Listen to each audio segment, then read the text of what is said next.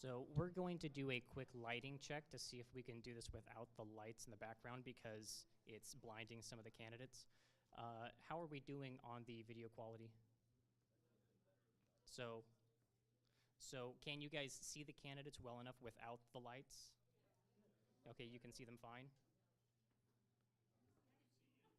Well, you can see me. Well, that's not very nice. Okay, so we are happy with it without. Okay, and we're going to try it right back on again.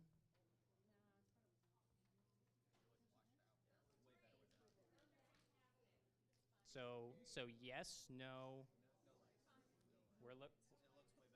The candidates don't like the lights. So democracy dies in darkness today. So you know. Okay, we'll just go ahead and leave. We'll leave them off for yes eyeballs. We want you guys to be on game, not dying halfway through. Okay, well. So welcome, guys. My name's Adam Keaton. I'm first delegate of the Linn County Republican Party. Thank you guys all for being here. I want to remind you that there is no audio recording or video recording permitted aside from the authorized video cameras from Mark's Time Photography. And that's so that we can have a quality video out for you afterwards and so that we don't have people in the way trying to collect their own videos. So thank you for your cooperation with there. I'd like to welcome you all to tonight's Governor's Forum. This is a really, really big event that we can only hold every couple of years. So I'm glad you guys came out and made time for today. I'd especially like to welcome our online audience. We did manage to put together a live stream tonight. So, and that information was sent out. It should be able to find that on our website at linngop.com/votes. With an S, without an S? No S. Vote. linngop.com/vote. But then again, if you're already on the live stream, you already are on the live stream.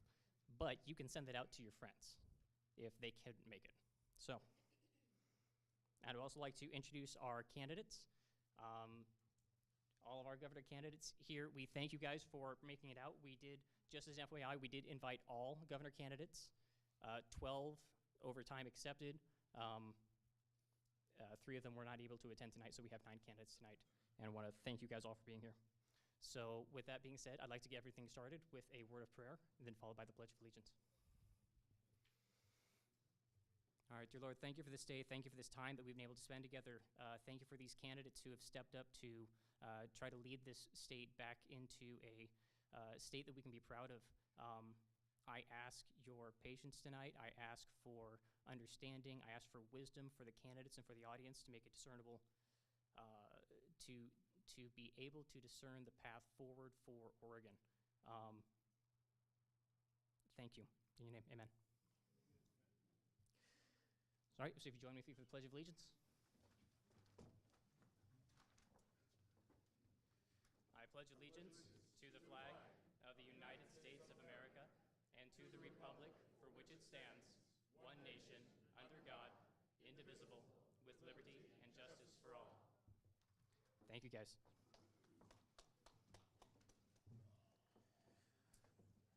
All right, so a little bit of housekeeping before we get started. So if you are unaware, bathrooms, important. Bathrooms down the hallway, around the corner, on the left.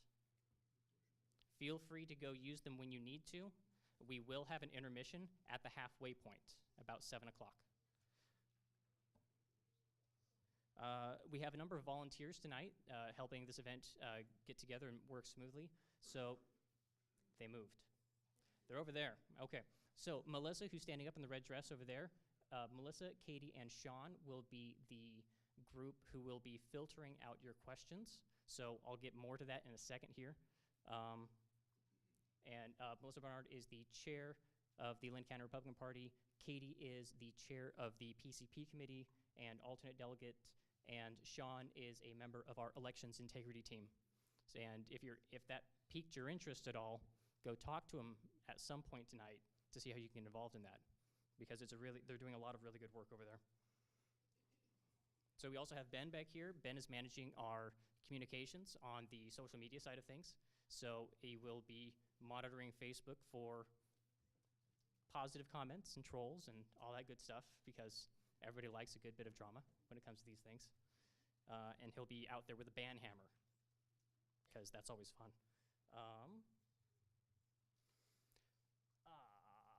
Where did Chantel? Chantel in the back corner over there is our events committee chair. She helped put this event together. She was largely responsible for putting this event together. And I'd just like to give her a round of applause for getting us out here.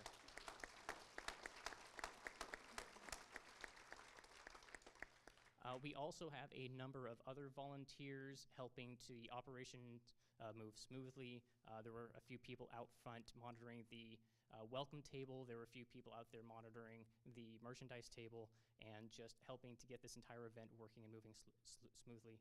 And I can't find everybody, so I'm not going to try to say all the names because I'll forget somebody inevitably. So tonight's format. So the format tonight is all candidates will be able to answer every single question asked. Each answer will be limited to 2 minutes. The answers should be focused on the candidate's response to the questions asked and not reference other candidates' views and actions. So we're asking for what's their view, not how they compare necessarily to the other candidates. So that's how the questions should be addressed. And candidates should stay at the podium during their speaking time. So this is where people will be. This is mostly for camera effects and that sort of thing. So audience participation. You will find a small piece of paper, like a quarter sheet, on your desk or on your tables. And on those, that is where you'll be writing your questions for the candidates. If you could fill those out and then hold them up at the air, we will have runners running around collecting things. And it looks like we've got some running over here. So if you have them, just hold up your hand, and they will be brought to the table over there, and they will be filtered and then brought up as the next question. The questions will be filtered based on popularity of the question, relevance of the question, and applicability to all candidates. As the Linn County Republican Party, we can't ask questions to specific candidates. We have to ask the same question to all candidates because we have to treat all candidates equally. Otherwise, we would be determining who's the most Republican of the Republicans running, and that's not the role of the county party. That's the role of the members of the Republican Party, not necessarily the official board. So schedule, so the QA, obviously, we won't be able to answer all the questions tonight. So some of your questions will not be answered.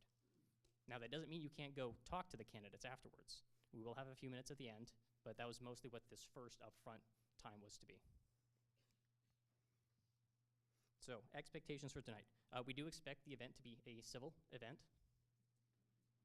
There have been some interesting developments over the campaign trail this year. We expect the event to be respectful. We expect this event to be a benefit to all candidates and attendees. And if these expectations aren't met, then we may have to ask somebody to leave. I mean, this has to benefit everybody. It can't be a one-person show kind of a thing.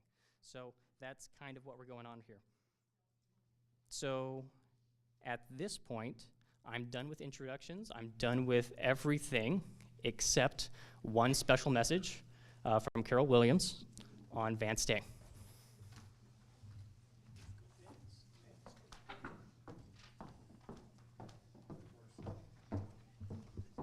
Thanks, Adam.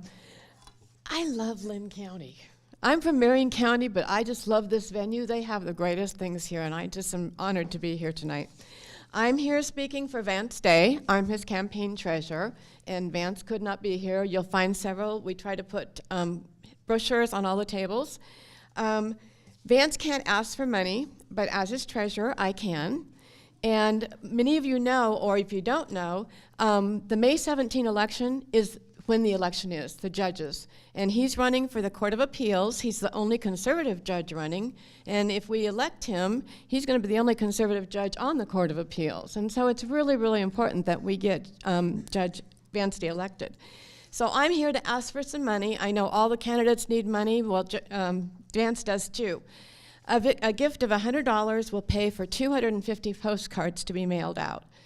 $100 will also pay for 1,250 robocalls because, you know, ballots drop next week. And so those will take robocalls that we can send out to people saying, vote and vote for Vance Day. And time is crucial because we're getting towards the end. We have 65,000 mailers going out this week. So we're very excited about that. So please, if you can donate, we have limited envelopes, but if you'd be willing to donate something tonight, just raise your hand. We've got gentlemen in the back that will pass out the envelopes for you, and then you can get them to me. One thing I just want you to know, we have almost 200 individual donors, and Vance's donors have almost all been $100 or less. So he doesn't have the big money donors. His opponent, almost all of her donors are lawyers and judges, and she gets $1,000 a crack. So he's grassroots. So I appreciate anything you can do. If you just raise your hand, the guys will bring you an envelope, and thank you.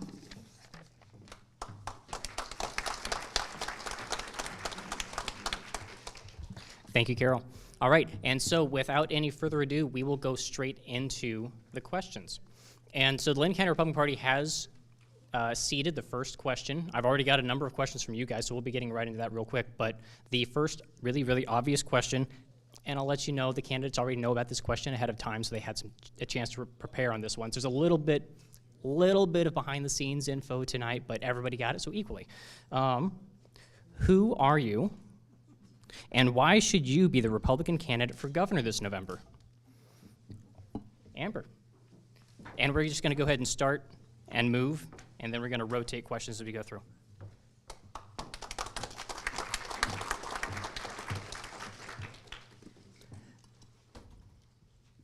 Hello? Okay, good. I talk really loud, so thank you guys so much for having me out here and having all of us out here. Everything's just really wonderful, so I just want to say thank you first and foremost. I'm Amber Richardson, and I am 37 years old, and I am from Jackson County, and that is about 20 to 30 minutes from the Southern Oregon border, so I am very far away, and so every time I travel, I feel like I'm moving in every time I go to all these forums. So a little bit about me is I'm born and raised in Southern Oregon, and I think that it's time that we have patriots and not politicians in our government. Thank you. Some of the things is that important to me is that we need to get our elections back. And I think we need to get our forest industry back. And I also think that crime is outrageous, and that's something that we need to get is our police need our badges back. I'm for your gun rights, and when you go to my table, there was a little bit of a mistake, and it says I'm a gun control on there, so when you get that sticker, I'm actually for gun rights, so that was an oops. Also, my name is Amber Richardson, and R is for Republican.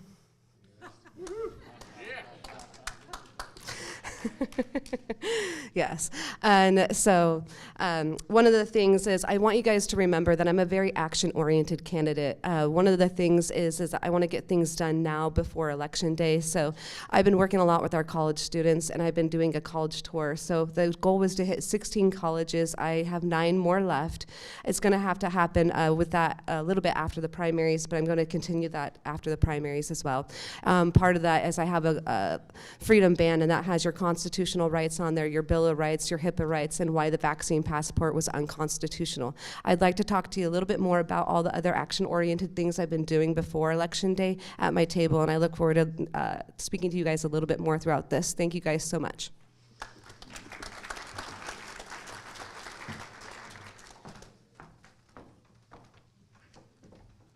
Good evening, everyone. My name is Bill Sizemore. That's Bill with a B. For the billions of dollars I've saved taxpayers in Oregon. I'd like to begin by just thanking the people for turning the lights down low. My wife has informed me that the dimmer the light, the better looking I am. So even a little bit lower would be good. You know, I've kind of played this game, if you will, at this level before. I was the Republican nominee against John Kitzhaber back in 1998, 24 years ago, when it was impossible for a Republican to have a hope of winning. And this time around, it's a whole new ballgame. The economy is not booming like it was, and John Kitzhaber was way more popular than any Democrat this time. In fact, I fully expect that the Democrat, there's a reasonable chance that they will come in third. Republican first, Betsy Johnson second, and the Democrat far left radical Dem third. Now, I want to tell you, you remember, how many of you remember H.W. Bush saying, "No new taxes, read my lips"? And that was the end of him because he did the opposite. I don't say read my lips, I say read my history. Because I've put 25 measures on the ballot in Oregon, and I've cut taxes by $10 to $15 billion just in the property tax realm. And I've put measures on the ballot to protect private property rights. I live now, I can't list all 25 ballot measures. That would sound not humble enough for me, all right? So I grew up in the Olympic Peninsula, and I milked cows, dairy cows, and I've set chokers, I've done all that kind of stuff. And then I've lived in the valley, in the Portland area for 40 years, 10 years now in Central Oregon, where I know the agriculture, the natural resources side of things, and I would like to be one of those guys who promises that I will veto every stupid, stinking thing that the Portland liberal Democrats try to pass. Thank you.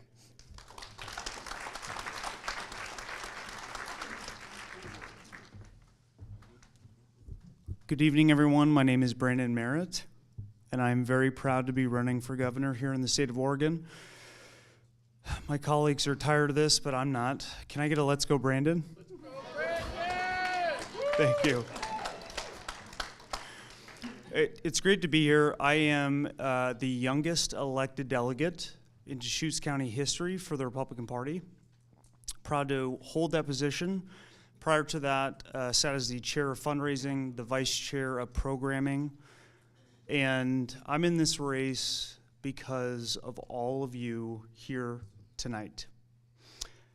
I'm joined by my beautiful wife. My 18-month-old daughter is running around in the hallway. My 12-year-old had a conflict with her schedule, just that she's too popular apparently for dad now.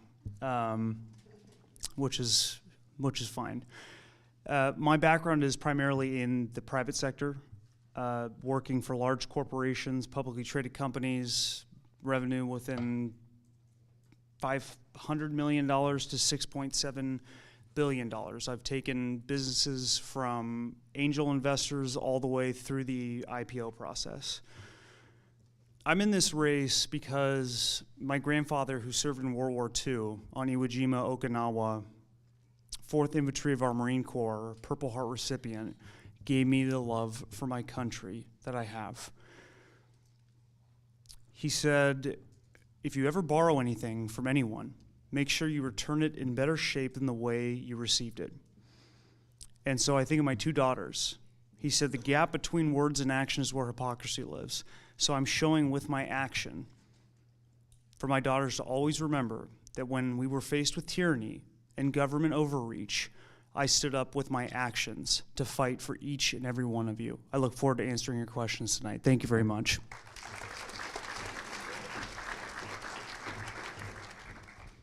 Everybody's taller than me.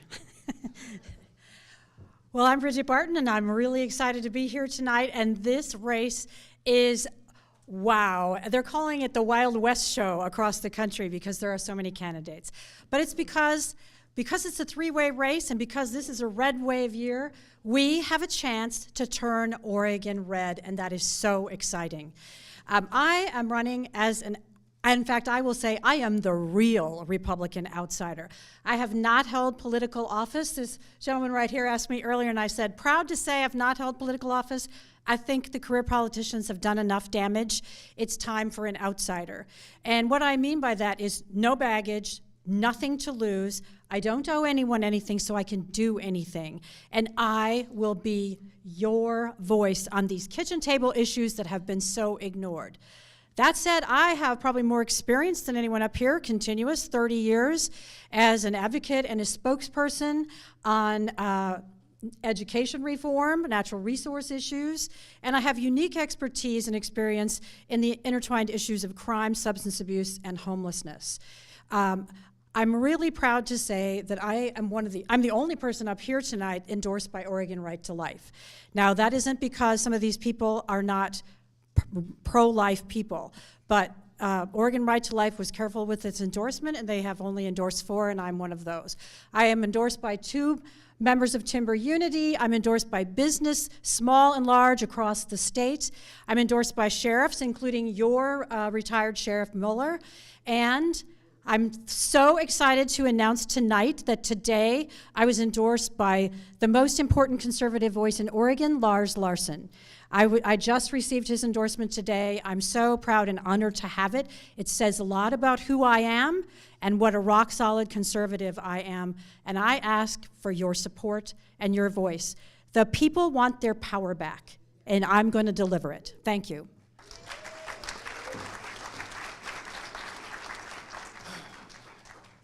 Hey, everybody.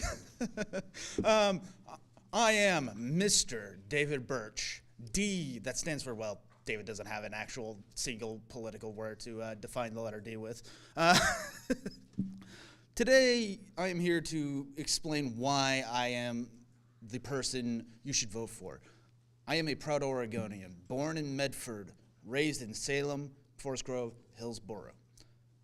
I am a proud Oregonian. I am a person who bleeds red, white, and blue, teeth of the beaver state, and hair fitting for the 1800s. I am also a proud American, and I am a proud, open Trump and MAGA supporter. I support our general police force. I believe in the fact that equality-wise, we have kind of lost our way. We, as people, treat each other equally, but the way we treat each other politically has never been more divided.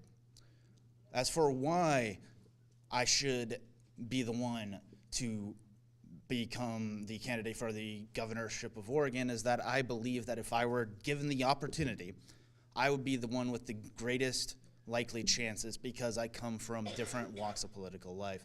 I was at one point a liberal Democrat, then a liberal Republican, and now a staunch, proud OG Trump supporter.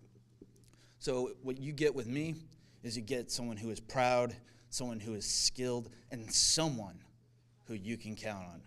David Birch has got your back.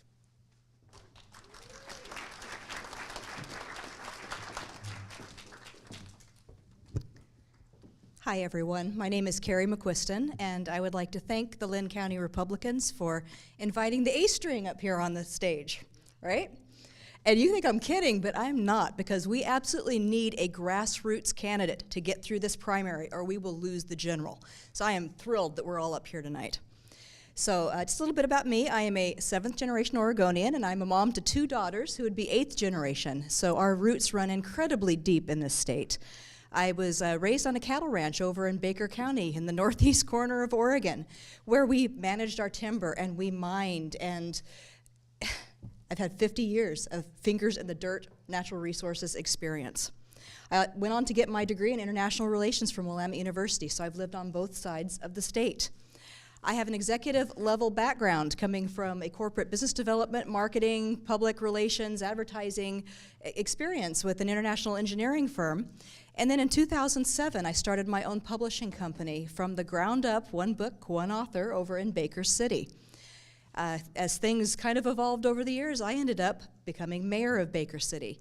And that's really where this campaign began, because I used that platform over a year ago to open up City Hall, open up to in-person meetings, and push back like you wouldn't believe against Kate Brown, so that we garnered national media attention, and we formed a coalition of leaders across the state who also stood up to Kate Brown and helped save our business community. We can do this. You know, folks, this is war. It truly is. We have this election to flip the state red. 2 years from now, we could flip the state red for President Trump. What do you think about that? Yeah. So I have a strong campaign going here that I need to sum up in 20 seconds. But I'm endorsed by President Trump's right-hand lady for election integrity, Kelly Ward, former state representative Greg Barretto, hundreds of business owners and individuals, PCPs and chairs across the state. I can win this election. Thank you.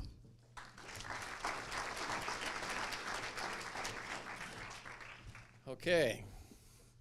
Hi, everybody. I'm Mark Thielman. It's Mark with a C. C stands for conservative, okay? Anyway, and it's nothing like starting a trend, you know what I mean? It's really good. So anyway, it's so great to have everybody out here tonight. Linn County Republicans, as always, you do it with great style and great flair. I don't know if you guys know, but it was Linn County that sued Governor Brown for timber dollars that were missing. Way to go, Linn. And it's that kind of tenacity and grit that, in my opinion, is the heart of our conservative movement here in Oregon, and it's why I am very proud to be here speaking tonight. So for those who don't know me, I was a former superintendent in Alsea. I'm the guy who kept school open K-12 all during COVID, right? Yes, I know. And the fun part about it was the many battles and the many back and forth with the government that I engaged in, the many times I ended up in the paper, on the national news. It culminated, as you know, in me saying that with my school board, we're taking back control, local control. We're going to give the power back to parents to determine if their kids were going to be masked. And I cannot tell you how important that is. When that happened, I got a call from Suzanne Gallagher from Parents' Rights in Education, and they were so excited about the stand that we took in Alsea that they gave me their endorsement for the Parents' Rights in Education endorsement. And if you're a parent or grandparent tonight, raise your hand. See? All right. You guys represent the largest voting bloc in Oregon. And this is why I'm well suited to win in the general. Okay, we have to have crossover appeal, but not by reaching across the aisle. We have to have crossover appeal by having a message that just resonates with the core human values that all parents have, regardless of political perspective. This is a good versus evil thing, and I'm here to tell you I'm on the side of good. And so thank you, everybody.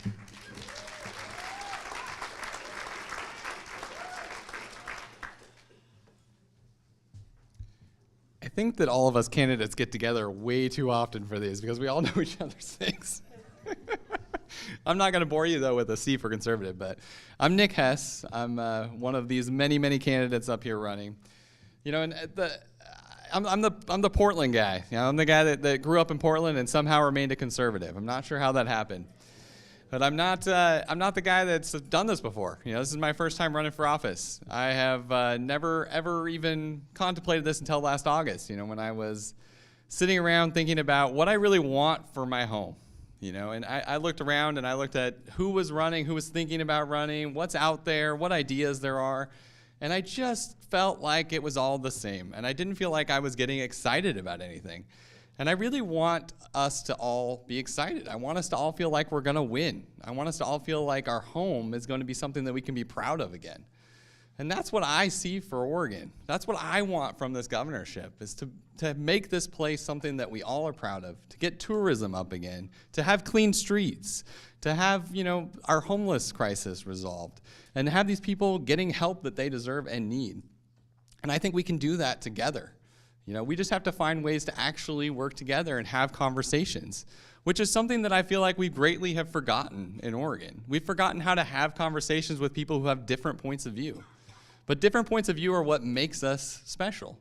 We have to think for ourselves. We have to be able to come up with our own fresh ideas. We have to be able to think outside the box, because that's how we solve problems.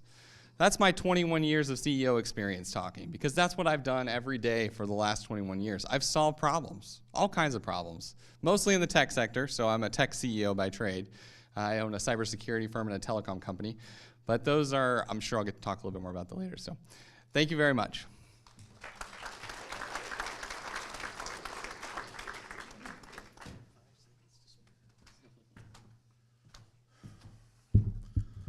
Hello, Linn County. I'm Tim McLeod. This is my wife's county, the place where she was born and raised. 4th generation Oregonian or earlier. What brings me into this race is regular people. The fact that on the governor's head is the blood of children who have killed themselves during this time or been murdered in cold blood. This was about control. And I'm here to break the control. I am not the establishment's candidate. The establishment does not want me because I did not write myself a check to enter into this race. I was the 33rd registered candidate in this race, and I did so because I looked around and I didn't see the person that would represent this county. I heard grit. That is the truth. This is Linn County. This is a hard-working county. This is a county for real people, and I'm here to represent real people in a real county. You might know me from the Albany Bike and Pedestrian Advisory Commission. During that time, we put on 3 years worth of events for children called the Albany Kids Bike Fair. You may also know me from being on the Linn County Compensation Board, making sure that our department heads for our county work for every dollar. This is the county where I became a homeowner for the first time. This is the county that became a refuge when I had to close down my small business as an early childhood educator because of facing homelessness. I picked up and started again here in this county. This county represents Oregon to me, and I want to represent Linn County going into the general election. I will stand for you, your constitutional rights, first, second, and the rest. My name is Tim McLeod, or4mcleod.com.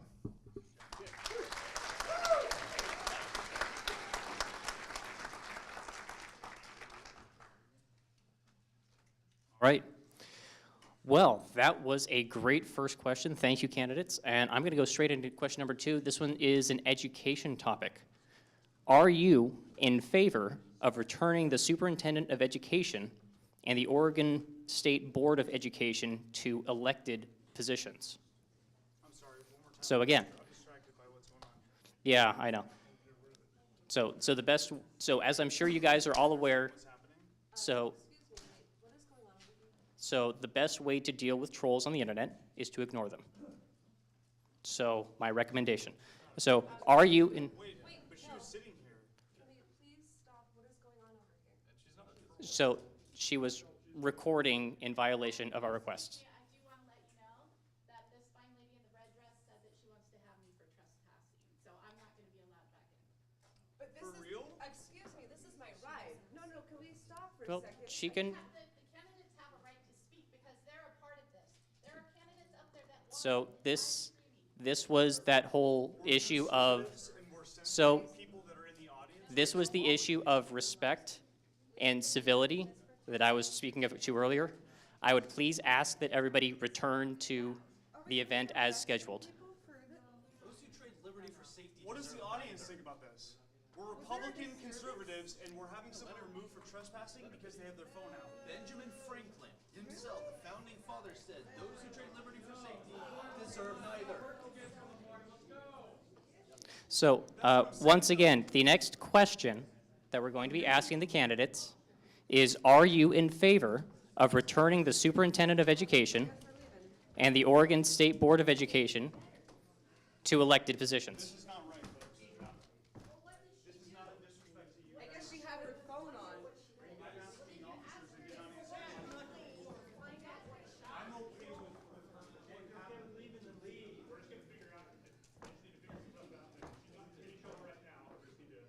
But he just called her a troll. Well, this is my ride, so I will not,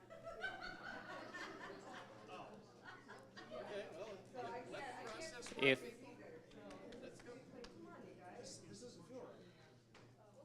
well, they'll handle this. If you want to stay in the meeting or in the forum, then I would recommend sitting back down. Seriously? You guys are all going to sit up there and do this? Just let her, you guys, just So we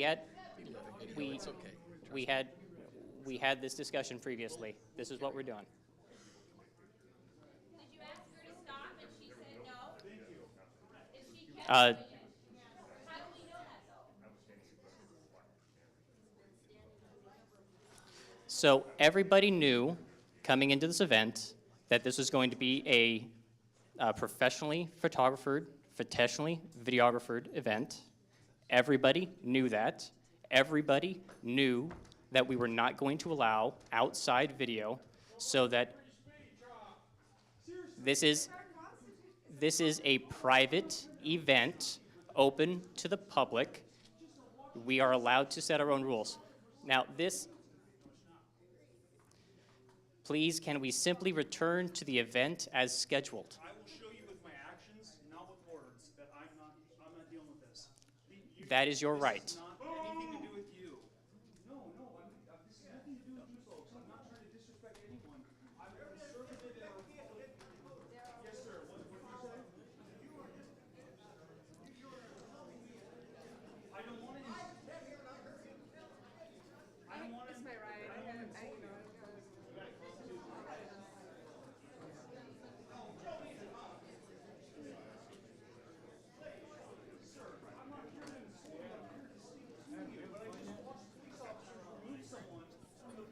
Hey, attention candidates. I'm Ryan Murphy, Marks and Time Photography. They hired me to video this in a professional way. All the candidates have access to it. It's live recorded. There's no editing. I'm a Trump supporter. You don't have to worry about it. But let me just say, all of this is going on the internet, and everyone is seeing the dysfunction that a few of you are creating right now. All right? Now, I would like to turn that around right here, right now. All right? Then here's the deal, though. She's not going to come in. We asked all the candidates, we let them know we're videoing this professionally, we're putting it on the internet, so all the Republicans, for once, look like something that Oregon would want. And you're taking this away. Hey, I want you to know, this lady knew ahead of time that we were going to record and we were going to do something that looks professional for the public. All right? Looks professional, and you used amateurish headlights. You were blinding the candidates. All right, sir. You go buy your gear and do your own thing in your own room. I don't care. Because I'll be honest, you don't have a jackass worth of chance of getting the governorship. All right. You say I'm the immature one, but look at you.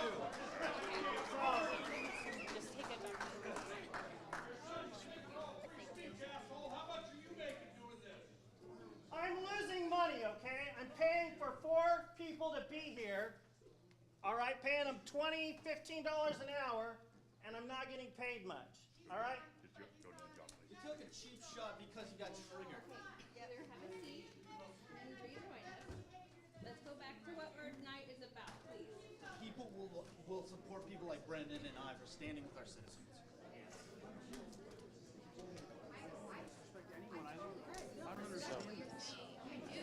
Decide to stay or decide to go. Couldn't you take that video and edit yourself? During this intermission break, I'm going to go ahead and answer the question. Okay? I would really, really appreciate that. I'd love it if you had a great joke. So, would you like to hear the question again? Elected or non-elected or appointed? Are you in favor of returning the superintendent of Oregon and the Oregon State Board of Education to elected positions? Okay. Well, in a word, no. In another. Yeah, say thank you and leave. I just want to say thank you so much for having me. I'm very sorry if you're taking this personally. I'm here for you, to speak to you, to share more about my background and what just happened. I cannot stand for, and I don't believe as conservatives or as Republicans this is appropriate. Thank you for having me.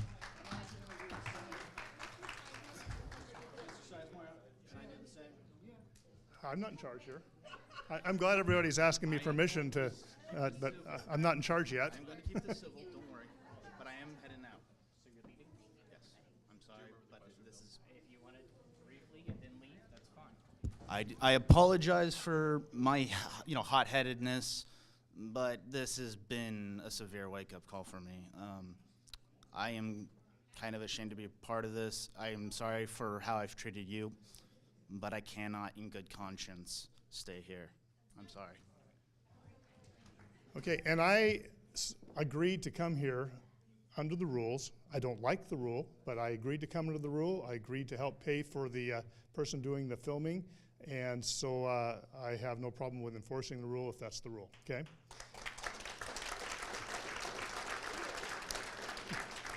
Okay.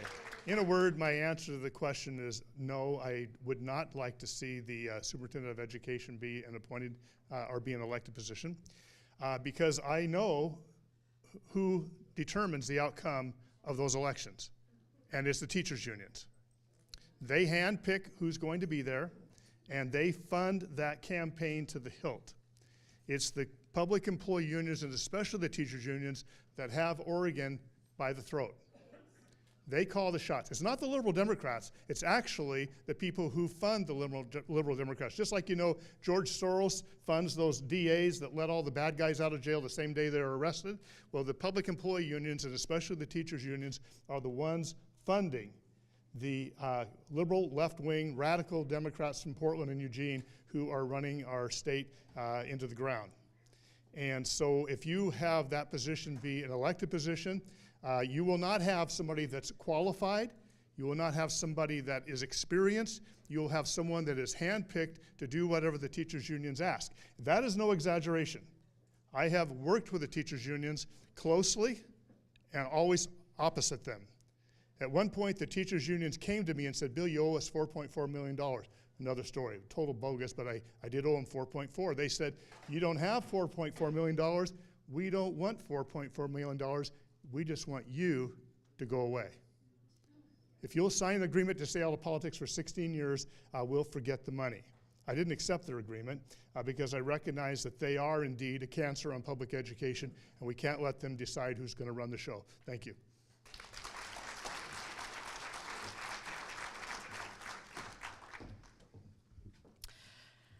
Again, I'm Bridget Barton. You know, Bill isn't wrong about his analysis of what has happened in the past when we did have elected superintendents. That being said, though, it's kind of like saying we have a supermajority Democrats, so why don't we just appoint everybody instead of having representative government? Look, you have a job to do as voters. I have a job to do as a voter myself. That is to select a decent candidate. So even when this came up, it was when it was up to us to decide as a ballot measure, I voted in favor of keeping it an elected position because I believe in representative government and having voters have a voice in how their schools are run and how their government is run. We just have to do better about that.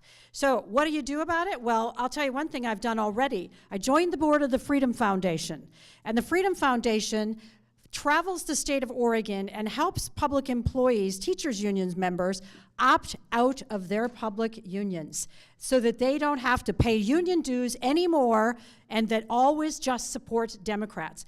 And I'm proud to say that in Oregon, we have had 26,000 union members stop paying dues to those unions. And that, thank you, that takes a lot of power away from the unions, and we will continue that work, and I will continue. You know, there was a question, should I just get off of that board when I'm running for governor? And I said, hell no. I believe in freedom, and I think what the unions are doing is wrong, so we need to just do a better job when we vote. I'm going to take full advantage of the fact that I get to appoint the next deputy superintendent of public instruction, so that when I ban CRT and when I ban comprehensive sex education, my deputy superintendent can push that vision down through the whole Department of Education, down to every school in this state. Thank you.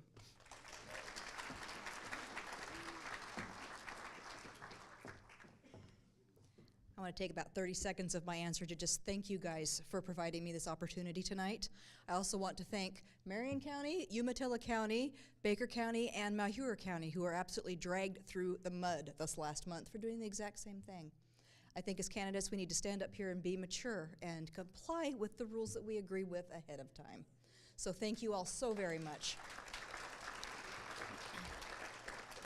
So as to the answer, I agree with parts of both of their responses, actually, you know, in regards to the unions.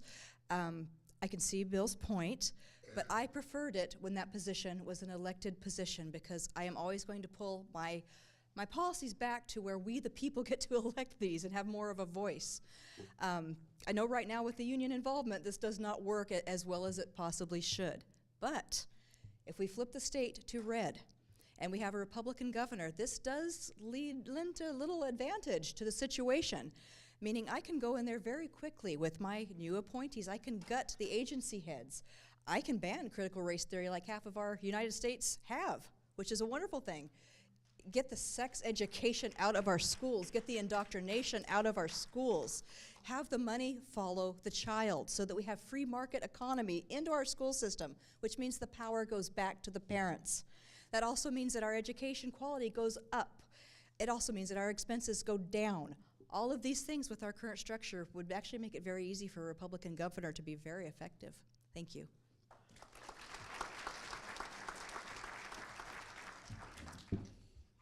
All right. It's a good thing we start out with the education questions. So, as a public school superintendent and the only conservative one declared in the state of Oregon, that is what we call out of balance. To be a conservative as a superintendent is a very lonely thing indeed. And it shows you, though, the power of leadership in terms of whether we have an elected position or an appointed one. There's pros and cons to each. What matters most is leadership. Now, there's natural order of things, and we have a governor right now who says that children belong to the community and the government, not to you, the parent. Okay, that is out of balance, because if you go back to before there was government, okay, go back to living in the cave, I have a feeling those parents thought their kids belonged to them. I don't know about you, but I'm a father of 9, and recently my daughter said, "Dad, I need some money for a prom dress." And I said, "Well, go ask the community, honey, or the government."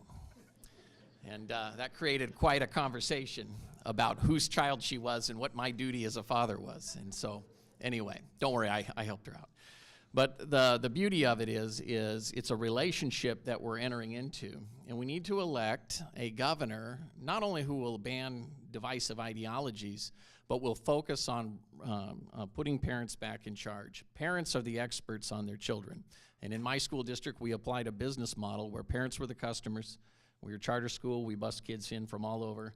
And the quality education and the relationship we generated with their child and with them as a family was the product. Wouldn't it be nice to have confidence in all our schools again? And that's why I was the chief petitioner for the school choice initiative. We need school choice. We need public, private, parochial, we need virtual, and we need homeschool. And the money definitely will follow the kid. That's my initiative, and that's what will happen when I'm your governor. Thank you.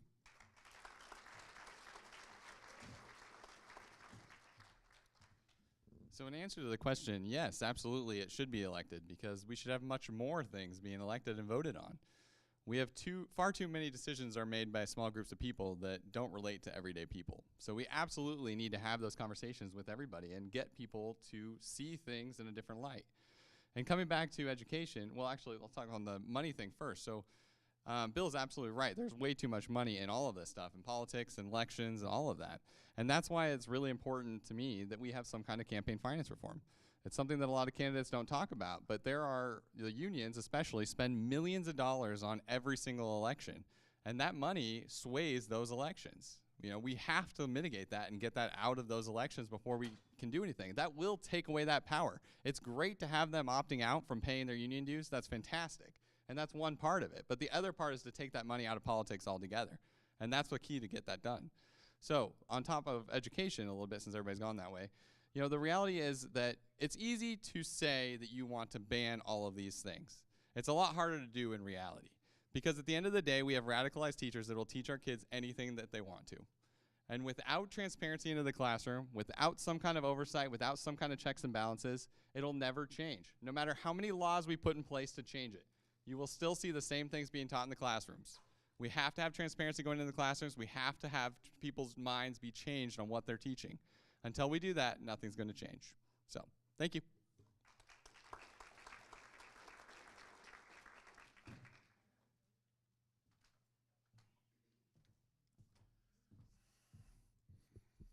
So as a former early childhood educator,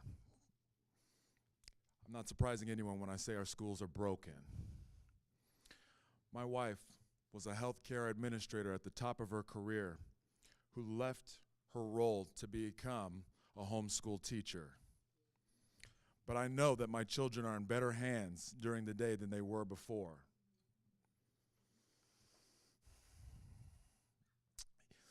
I believe that we can make this an elected position, but the problem is that it won't fix anything. Currently, it's not an elected position, and now we have no way to identify children who are struggling in schools. It's not just the head that's broken, it's all of it. It's broken. We have to be able to revamp schools through school choice. We need to be able to recruit new education opportunities here in Oregon.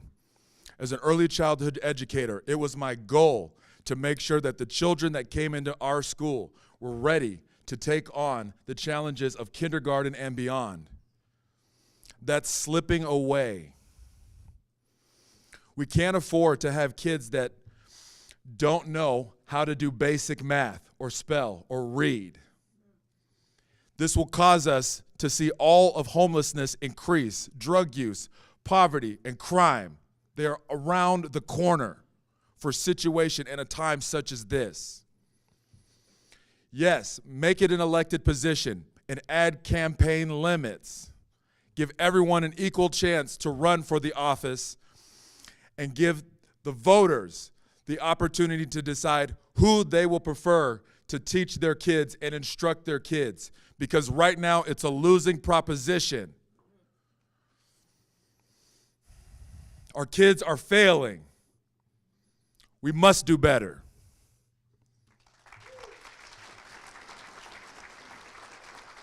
You guys.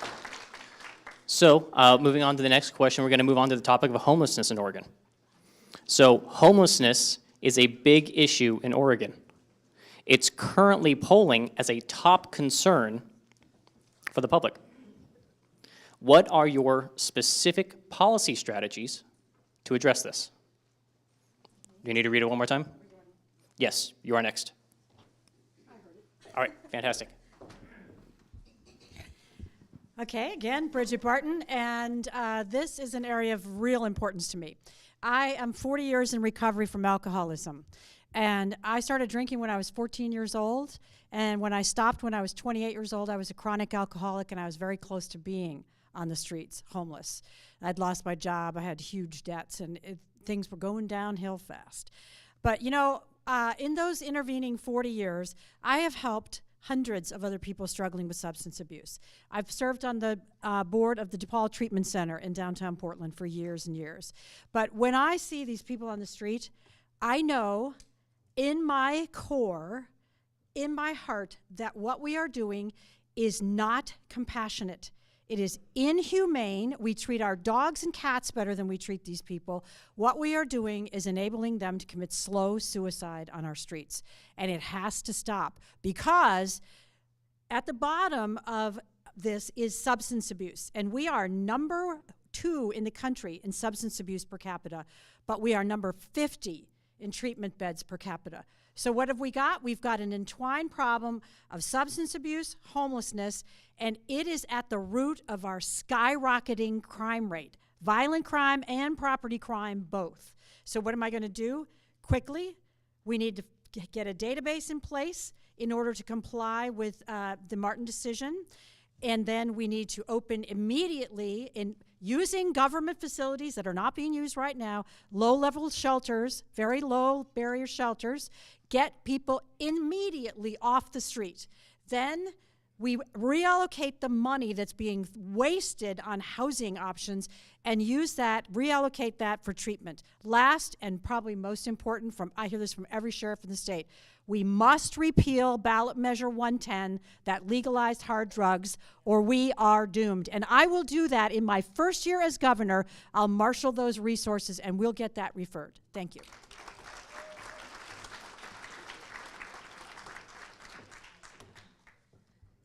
So the issue of homelessness is not just a Portland-Salem issue anymore. It spans every single corner of our state.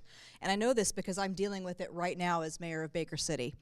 I can tell you that Salem has absolutely created this problem for Oregon. They have resourced and put housing first until we've become a magnet for the homeless community in every other state to come here. Can't keep doing this. The legislation that was passed during the last session actually needs to be backed back out somehow, put on the ballot, gotten rid of, because as a city, we're twisting ourselves into a pretzel, making ordinances, trying to figure out the place we can put these folks where they will least harm the other members of our community. Absolutely ridiculous. You know, I had a chance to visit the Eugene Mission, and they do it right. They don't take a single dime of state funding because they know if they do, the state will come in and they won't be able to get anything done. So we need to model that. They take these folks off the street and they don't paint them with the same brush. When they're in crisis, when they're in trauma for the first 2 weeks, they're allowed to decompress. Then they're treated one person at a time as individuals so that we can find out exactly what's going on with these folks. You know, do they need reconnected with their families? Do they need addiction help? And then they're moved on to the next stage where they can have a home of their own and follow up with that. That's the perfect way to do it, because then our homeless industry shrinks and the employees from the state and the resources and the programs shrink. When that happens, we absolutely know that we've had success. What we're doing right now is failure. Thank you.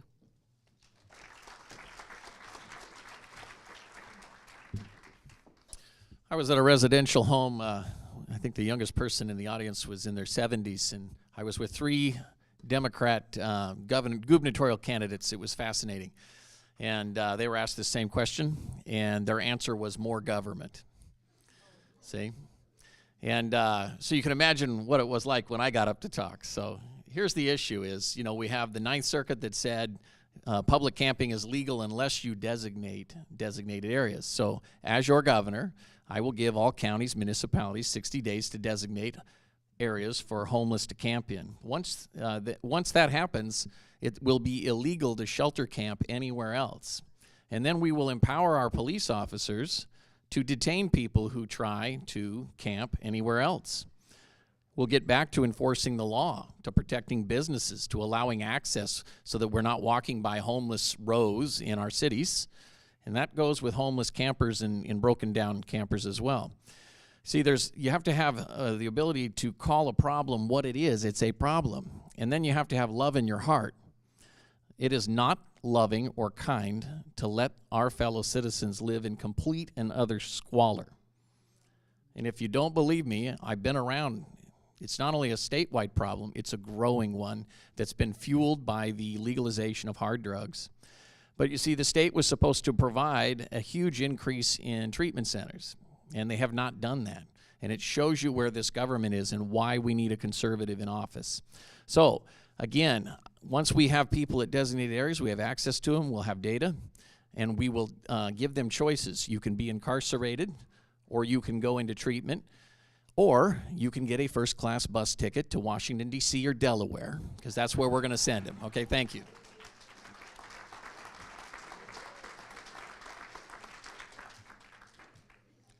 So living in Portland metro area, this is really close to my heart, obviously. I see it every day. When I'm out on the streets, when I'm going to client locations, anything, I'm tripping over sleeping bags and tents. And these people have moved in. I mean, they got tents bolted into the sidewalks. I mean, it's bad. It's real bad out there. But a lot of these people are in crisis, and it's important that we understand that. It's important that we understand that they come from all different walks of life and they have different stories. And they're all unique in what they need. I visited at least 19 different facilities across the state that are nonprofit-ran facilities that are doing really good work at helping these people get back their lives, helping them find a new way forward, helping them find housing if they need it, helping them find, mental health treatment facilities, even though we don't have enough of those. That's a major problem in this state. We all talk about Measure 110. There's $270 million in that's unallocated for new treatment facilities. Where is it? Why hasn't it been allocated? I'll tell you why. It's called a Certificate of Need.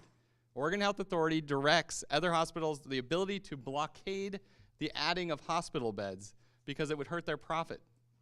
That's not okay.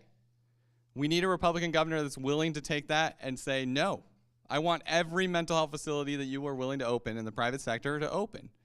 And we also need to take the government out of our homeless problem and put it on nonprofits that are showing proven results. Taxpayers deserve a good return on their investment. And that means proven results with metrics of success.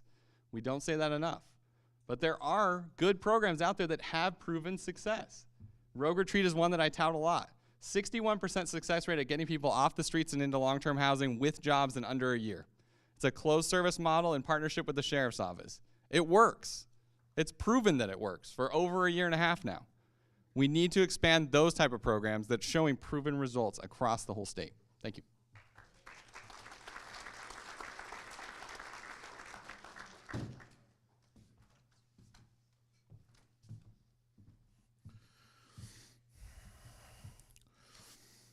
So as a candidate, I understand what it is like to be homeless. 10 years ago, I was running a business, going to school online, and raising 3 children from a campground in Sun River. I know what it's like to overcome homelessness. So when we talk about solutions, we also realize that everyone's different. I know how it feels to be on the streets vulnerable. I don't want that for people who want to get off the street. For people that choose to live on the street, we must end the subsidies. We have to be able to increase the strength of a diversion program that doesn't offer people a way out of treatment. If someone chooses not to participate in treatment, then it shouldn't be that they can get away with a $100 fine. These are the same problems that they're creating for our youth. Our youth are able to pay $100 to avoid treatment. We must increase the strength of a diversion program. We start with a higher fine, driving people into treatment. We want people to have opportunities to live in transition. Abandoned buildings should be opened up as transitional housing for individuals. Avoid the blight, making sure that people don't stay on the streets.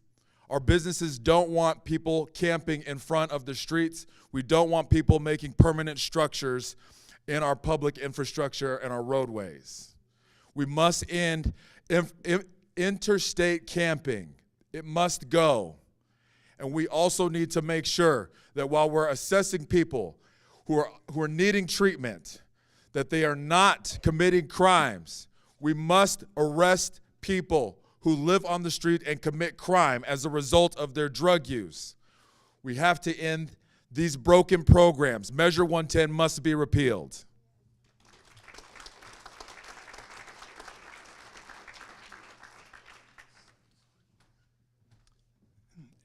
Economics 101. If you subsidize something, you get more of it. So when you hear people say we're going to spend hundreds of millions of dollars to really solve this homeless crisis, guess what they're going to get? More homeless. Okay. Let me just take a little trip down memory lane with you. It'll only take 2 seconds. Imagine 15 or 20 years ago, someone walking down the street of any of our cities and saying, you know what? This sidewalk would be a good place for me to set up a tent. And I'll live here, and I'll just strew garbage all around, and I can throw my needles out there on the sidewalk where kids are walking by, and I can go to the restroom right in front of that store, right there by their door at night. And do you know what? 15 years ago, unthinkable. The reason was unthinkable then was because people respected the law. So I think it's a mistake. I mean, I agree with pretty much everything the others said, but I think it's a mistake to see homelessness as a separate issue from the overall lawlessness issue.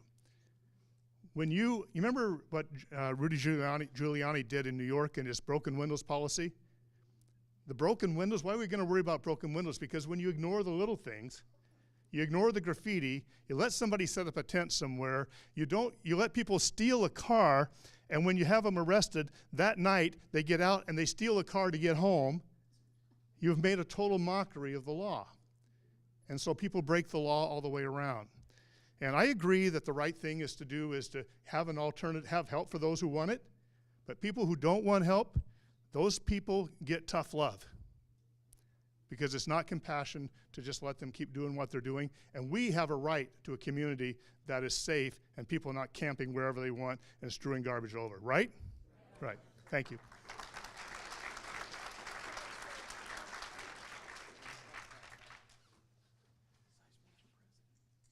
All right, so the next question that we have from the audience, do you support Oregon becoming a constitutional carry state?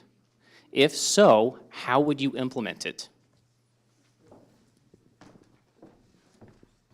That is the best question ever because this is near and dear to my heart. Absolutely. I would love to see Oregon become a constitutional carry state.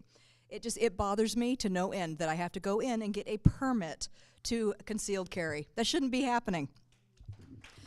So there are a couple ways we could go about this. We could go through it legislatively. I think I would actually prefer getting it onto the ballot and have a constitutional amendment. So those are my thoughts. A little bit of background on my Second Amendment fights here over the years, because actually next week I'm going to be on a stage with Willis Lee, who is the first vice president of NRA up in Oregon City, and I am going to be presented with a Freedom Defender Award for my fight for Second Amendment rights, right alongside this gentleman. And I can't tell you how exciting this is, because back in 2018, I was part of Baker County's effort to write and get on the ballot our two-way preservation ordinance. And then this last year at City Council, we got through the same thing in a resolution. So we have 2 layers of protection over there in Baker that I was part of. Love this topic. So no matter how this primary works out, you can bet I'm still going to be fighting for this. Thank you.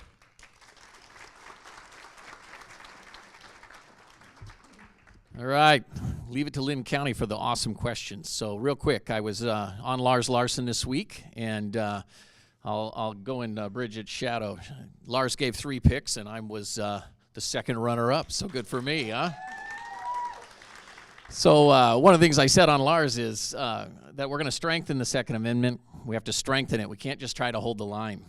And we have to, as governor and this superintendent of public instruction, we're going to require that all high school students have required curriculum for gun awareness, training in gun use, gun safety, gun storage, and gun transfer. Now think about what that does, is it changes the relationship. It lowers fear in our urban areas where some kids grow up never ever seeing or owning a gun, or if they do encounter guns, it's in a criminal setting, which causes fear. It also means that we will have a healthy relationship with firearms and the Second Amendment, which means constitutional carry should be the law of the land. An armed citizenry is the greatest deterrent to crime. It's also the best pillar for public safety. And I trust everyone in this room, I trust you to properly and appropriately use a firearm if you choose to defend yourself. It's a natural right. The Supreme Court has upheld that. So just so you know, today is a big day because I think it's because I was talking about constitutional carry so much that today, just before this event, Kevin Sterrett of the Oregon Federation of Firearms called me and told me that I am receiving their endorsement because of my strong stance and support for 2A and my position of putting it into high schools and training all kids in guns. So thank you. Appreciate it.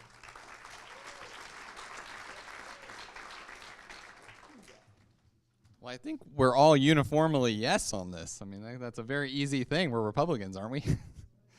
You know, I think it's important in Oregon to realize that we are a pro-gun state. We just have an anti-gun legislature. If you even look around the city of Portland, I mean, I've talked with sheriffs and things, and I mean, that's like over 30% that conceal carry in the city of Portland. Those aren't all Republicans. That's a lot of Democrats. We are a pro-gun state through and through. So I think this is easy. I think we put it on the ballot.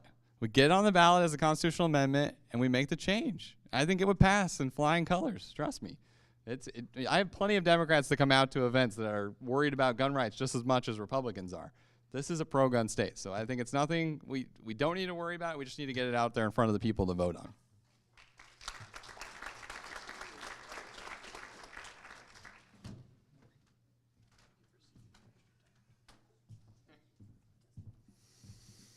One year ago, I experienced a child who was shot in the head and would later die in an incident that happened in an elementary school parking lot. And I defy the current governor to tell me that it was caused by gun control. I defy the governor to tell me that any gun control measure would have saved that boy's life, because it would not have. I'm for a referendum voted for at every county level, and with the majority of the counties voting for open constitutional carry, it should go to the ballot. We need the people to decide. The people must decide how they want to utilize their constitutional rights. It is your rights. They belong to you, not to the governor. As your governor, I will veto any legislation that comes against your constitutional rights. 1st, 2nd, 14th, 20th, it doesn't matter. I will stand for you and for your constitutional rights throughout my administration. And that is a promise that I will fulfill.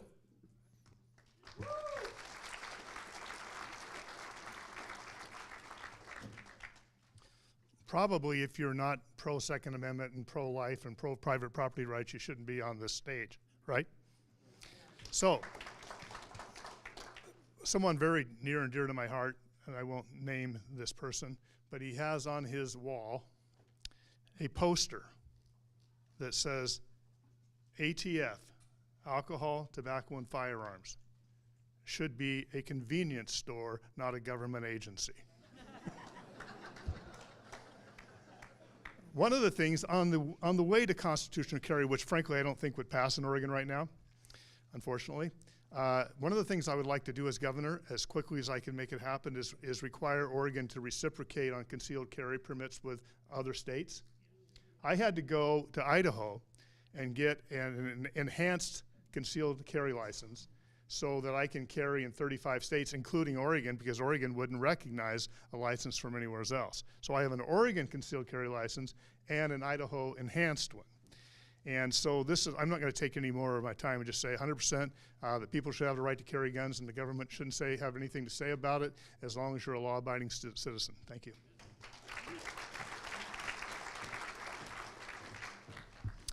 Well, you're right. We all do agree on that, and my answer is an unqualified yes.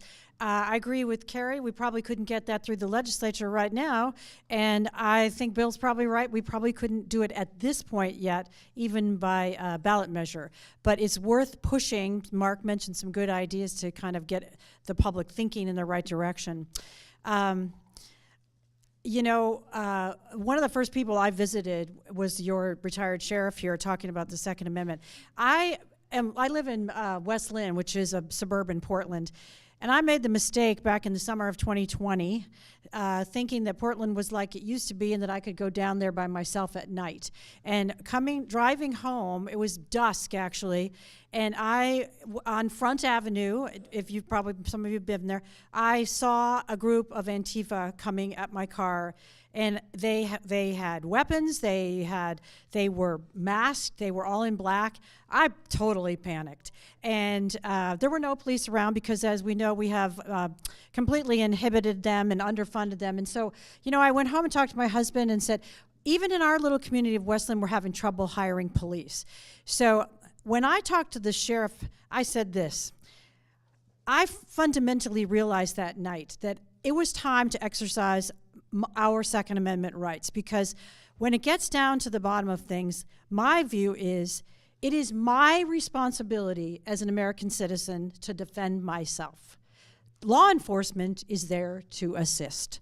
And so that is why we have the right to bear arms. And so we went out and exercised our right for the first time.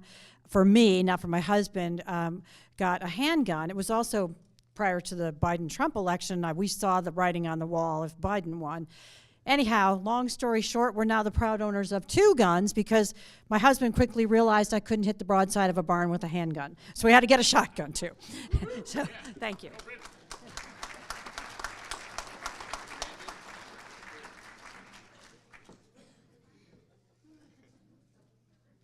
All right. So next question is going to be for Mark. So what are you going to do to help veterans and the care for their mental health? Awesome.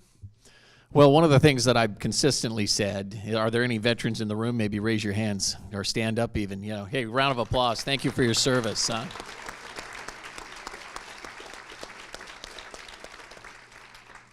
you know, it's our men and women in the military and the Coast Guard that, you know, originally won our freedom from the British. And remember why the revolutionaries fought. They fought not for the tea tax or not because of representation, but it really boiled down to the fact that enough people concluded that the British would not let us govern ourselves. That we have a government that is ruled by consent, at least it used to be up until recently. And what defends that right are our men and women in uniform. So when what I continue to say, and I'll say again, is when we have men and women who sign on the dotted line for their 4 years of service, especially those who end up on the front lines in combat, we as a collective citizenry, or as people of the state of Oregon, need to understand that our commitment to them is for life. It is not temporary. And many of our men and women come back needing extra supports. It's a violent world out there. Bad things go on and they happen. And the reason that we are able to lay our heads down on our pillow free at night is because we're strong. And we need to show that strong commitment for all veterans as well. And so anyway, I want to thank everyone again for your service. And we need to provide all the mental health and supports and make it convenient for all veterans. You know, it's a lot of paperwork. We've made some gains in that by letting veterans go direct, but for me, it's carte blanche. A veteran can go into any hospital, any program, anywhere, and get free care, period. That's what they can expect. Thank you.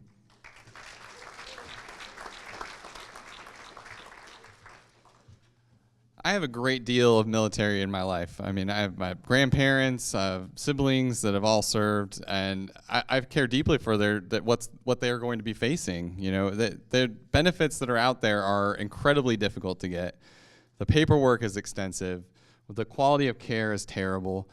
But it doesn't stop with just them. I mean, especially when it comes to mental health. We have mental health issues in all levels. We have it in our kids. We have it in our teachers and every realm of things. And we need more mental health resources. We just have to have it. And we have no will to have that happen right now. And when was the last time you heard of a new mental health facility opening up in Oregon? I'll tell you, there hasn't been one for the last 3 years. You know, there's been a couple that have tried and they've been blocked. Again, like I said before, by the certificate of need. Until we change that, we're not going to see any difference. We're not going to see new facilities getting added. We're not going to see new beds opening up. We're not going to see new resources. And we need to get that started right away because it takes time to build these. But these people are in need, just like our homeless people, everything. They need the services just as badly. And I agree with Mark. They should be able to go anywhere. They don't need to go, just to the VA. There are other concerns too, like the federal money that we receive for some of them that ends up disappearing because we have no transparency in our government. And without transparency, we don't know where all the money goes. But I've heard from multiple people that there were resources that were given to us by the federal government that were aligned for, veterans, that it never ended up anywhere with any veterans. And that's a concern. And we don't know how many other concerning things like that are out there because we don't have transparency. So until we change that, we're not going to know. But these people need our help, and we should be helping them. Thank you.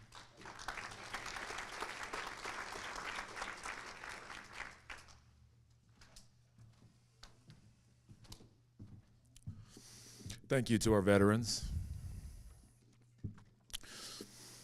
One of the things I'd like to see is upon repeal of Measure 110, that we move that money to the counties so that they can serve veterans according to the style in their community. In order to support veterans, we need to make sure that they have jobs. We need to make sure that they have benefits that will meet their needs. These things are lacking here in Oregon. We don't just want veterans to continue depending on the government. While that is a right that they have because of their service, we want to make sure that veterans are able to transition back into our communities with jobs that support their families.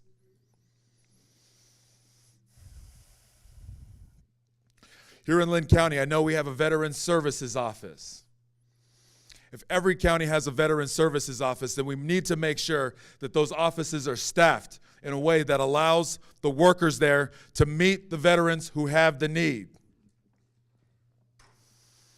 One of the things that I'm proud of is the organization that I work for is the United States Defense and Aerospace Manufacturer. And as part of that, they are reaching out to veterans, making sure that veterans have good jobs. I think as a society, we need to keep that going. We're falling behind. We are finding ourselves unable to take care of the people who have looked out for us, and it is a travesty. What more we can do to protect our veterans is something that should remain on the table. And I want to make sure that as your governor, that I'm keeping the door open to veterans and asking them about the services that are most applicable to them and their lives.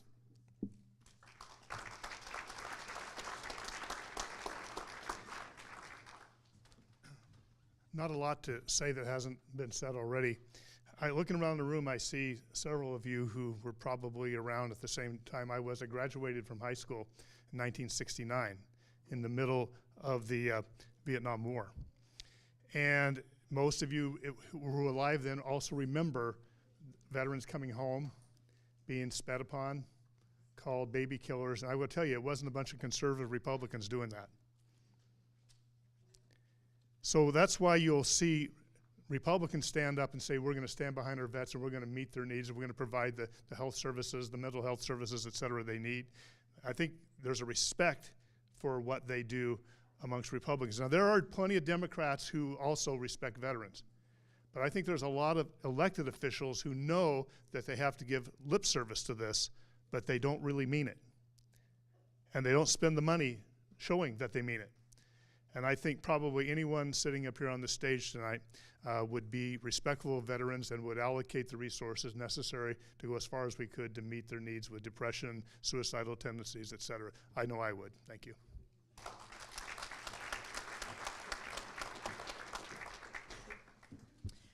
Yeah, pretty much amen to what everyone else has said so far. You know, when I've been out on the campaign trail, I've been lucky to visit over in Central Oregon, the Veterans Ranch that reaches out. It's a private organization, reaches out and serves veterans that are, you know, that are just plain struggling. Not necessarily mental health issues, but just having a hard time. And they're also adding, which is really a very nice thing, some hospice care for veterans who have nowhere else to go. So there's really good things happening. I've also been to the veterans homeless shelters in Bend and in Clackamas County.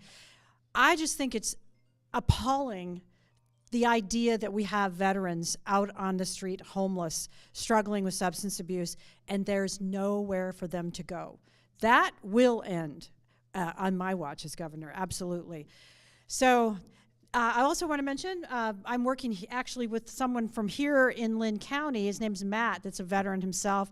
He's been through a lot of struggles and has formed an organization that helps younger people that have been through the Iraq War and others, so in Afghanistan. So he's doing very good work, and I will try to carry that forward into the governor's office. Nick makes some really good points, though, about the mental health services in general and this certificate of need problem. This is how it's managed in the state. It does not have to be this way. We can change this if you elect a Republican governor. You know, when Kate Brown summarily fired literally thousands of doctors, nurses, and first responders who didn't want to get the vaccine, our healthcare system imploded. And the mental health care system never existed to begin with. So the problems that we're facing right now are shocking. I've talked to some doctors recently that are emergency room doctors and such. They say they're predicting out-and-out disaster in our hospitals. So we've had strikes, you know, with nurses up in Portland. We're facing some serious problems that have to be fixed.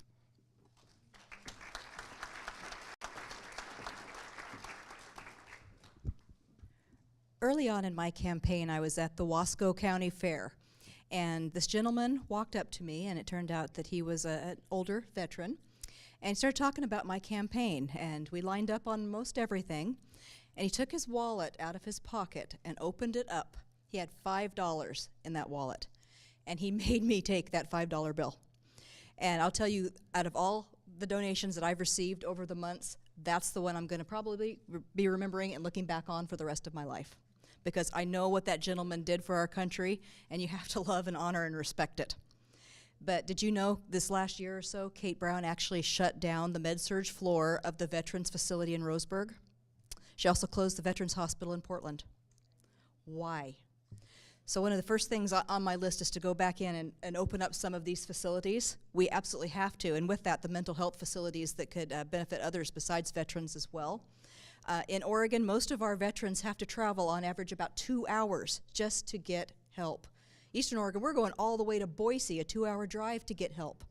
And then you get there and there's a lengthy wait. That needs to be narrowed down. We have to be able to let these folks come to some facilities that aren't just one here and one there and one another 4 hours away. It's absolutely ridiculous, and I think that a governor could get in and advocate for that and make some changes financially that would allow that to happen.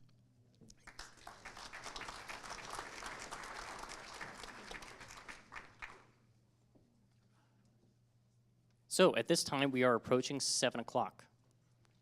So the question is, do we need to take a break?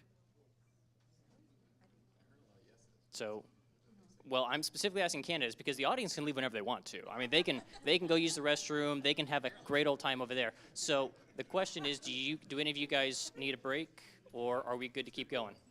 A man would never admit he needed to take a break. Okay. Well, you know, the other good news is after you've had your chance, you've got 10 minutes. So, you know, if you really need to, just go for it. So, all right. So the next question kind of ties into this a little bit. So Kate Brown has heavily utilized executive authority, and what would your limits on using executive orders be? And we're going to start with you, Nick. Yep. Need a repeat, or you got that? No, I got it. Awesome. Just don't want to fall off the stage. Okay, so executive orders to me in a lot of ways is a failure because it's short term. The reality is that another governor comes in later and gets rid of them. It's the same thing we all would do with Kate Brown's executive orders. On day one, we're going to go through and review them and probably overturn most, if not all of them. So what does that accomplish? At the end of the day, it doesn't accomplish a whole lot. I would like to see us actually working together to create new laws. Pass things that are permanent changes that are good for all Oregonians. Bringing us together, doing what's right for Oregon, and making sure that we're all winning. And I think that's what our goal should be. Our goal shouldn't be short-term gains. Short-term gains are just one way that's going to push us out of the office quicker. We could make a wrong step with one of those, and then that gets us kicked out in 4 years.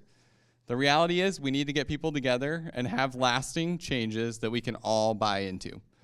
So that takes the right person that can find common ground. We have to find that shred of little bit that we all can find that we agree on and then build off of that, because that's the building blocks of success. If we can do that, we can make lasting change. And that's my goal as governor, is to make lasting change that survives me even. That's good for my son, for the next generations. I want to see everybody win. Thank you.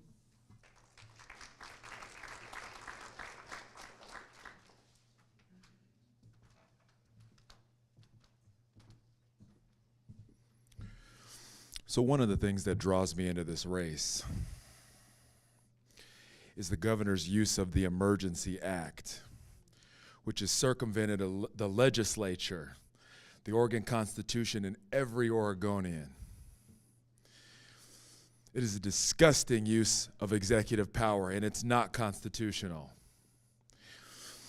I would prefer to see fewer laws passed with more consensus that help more people, rather than passing laws by circumventing the Constitution. As your governor, I will add new limitations on the use of the Emergency Act. The Emergency Act is intended for emergencies, believe it or not. For us, that means natural disaster. And God forbid, it might also include a terrorist attack. Under these circumstances, the governor should use their authority to protect the people. We haven't seen that. What I've seen under the Emergency Act is children dying. We need to bring an end to non-constitutional supported acts inside of our legislature and our executive offices. It is killing us. As things advance, I'm willing to work through the legislature to accomplish goals for Oregonians. What I won't do is take away your power and enact my own executive orders at my whim because it's disgusting use of power, and Oregon has had enough.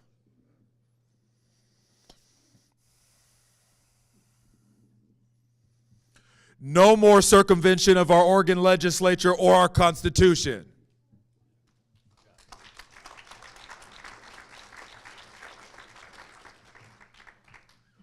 Just briefly before I answer this question, I miss Hassel Herring. Yeah, I miss his editorials that I got to read. Is he still writing now? HH Today. Okay, I'll have to, because I would get creamed by the Oregonian. I would get creamed by the Eugene Register-Guard and most of the liberal newspapers around the state, and Hassel Herring would often write in and just totally buck the wave and say, Bill Sizemore's right about this. And nobody else would say it. So any of you see Hassel, tell him Bill Sizemore said thank you, all right? I think we all agree about the abuse of the executive order, and anything that the legislature could pass and chooses not to pass is something that should not be accomplished by executive order. And Kate Brown has done that. But let me, while we're on this subject, there's another phase of this that you may or may not be familiar with, and that is the attachment of emergency clauses to legislation. Democrats have been doing this quite religiously, because if you attach an emergency clause for any reason you want to as a legislature, what it means is nobody can go out and collect the signatures and refer that decision to the ballot. And Oregon has a policy or a system wherein anybody who disagrees with something the legislature passes, they have 90 days after it's signed to go out and collect enough signatures and put that to the ballot. I actually did that with Oregon's north-south or south-north light rail policy, which was taxing the entire state about $3 billion. And I said, no, I don't think so. I bet if we put that to a vote of all the people, it won't pass. And it didn't. Now, they went ahead and did it anyway. And they did it with federal dollars without taxing the daylights out of Oregonians. But since that time, they have started putting emergency clauses on things for no other reason than to make sure that you never got a right to vote on it. I would stop that.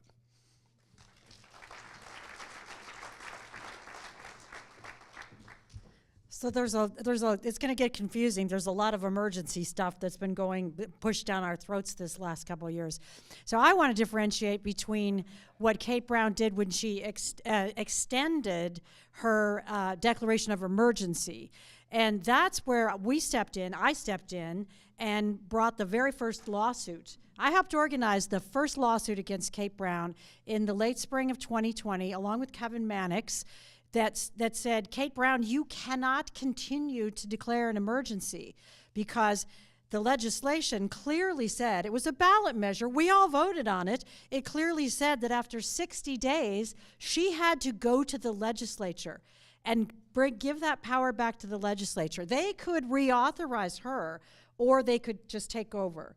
Of course, she completely violated that. We actually took that to Baker County Circuit Court and won the case. And the attorneys for the government actually came to our attorneys and said, this is such a slam dunk. This is a violation of the law. But what happened? She took it back to her state Supreme Court, her appointed Supreme Court, and had it overturned. They made a claim that she could go back to some 1940s piece of legislation over the top of our voter-approved ballot measure. So this is the kind of overreach that I would never in a million years dream of doing. I also would never have instituted any mandates, none. No mask mandates, no closures, no vaccine mandates. We are free, intelligent Americans, adults. We can make our own decisions. Now, on the actual executive orders, I say, for Kate Brown, live by the sword, die by the sword.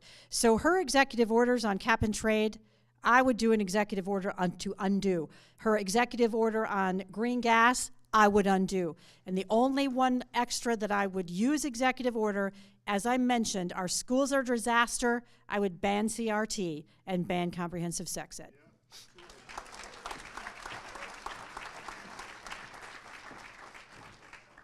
I think this question actually mixes together about 3 different tools at the governor's office. So let's just unpeel this a little bit. So first we have executive orders. And anything that Kate Brown put in via an executive order can be backed back out by an executive order. So that's just how it works. You know, you saw it with Biden and Trump. So it's the quickest, best way to correct some of the damage that she's done.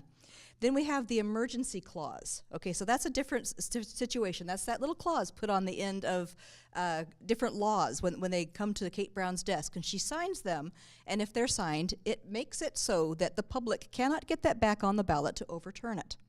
So basically anything that's not a real emergency that has that clause at the end of that is going to get vetoed. We need to stop that. So the other part, we have the emergency declarations that we saw with the mandates. And I think we're all real clear on my stand on the mandates. Absolutely pushed back and would never have done those. But that lawsuit that Bridget mentioned, so I was actually on the other side of the state working that lawsuit also. And so that was the Elkhorn Baptist Church versus Kate Brown case. And Elkhorn Baptist Church, those are my friends. That's my pastor. I was called by Kevin Mannix and said, hey, can you find some of the plaintiffs, locate plaintiffs locally for that case? The judge, Matt Shirtcliffe, is another friend of mine who's a PCP over in Baker County for a lot of years. And we won together. We won that case, and it was correctly ruled by Judge Shirtcliffe. And on this bizarre Saturday morning thing that the Supreme Court did, they overturned it. That never happens. It was 3 days later. So for 3 days, we overturned those mandates. Very frustrating. I want to make sure that that never happens again, because I can stay in office for so long, but some future tyrant's going to come along. We absolutely need a constitutional amendment ratcheting back those powers after 2 weeks to a county level so that she can't do this to us ever again and no one else like her can.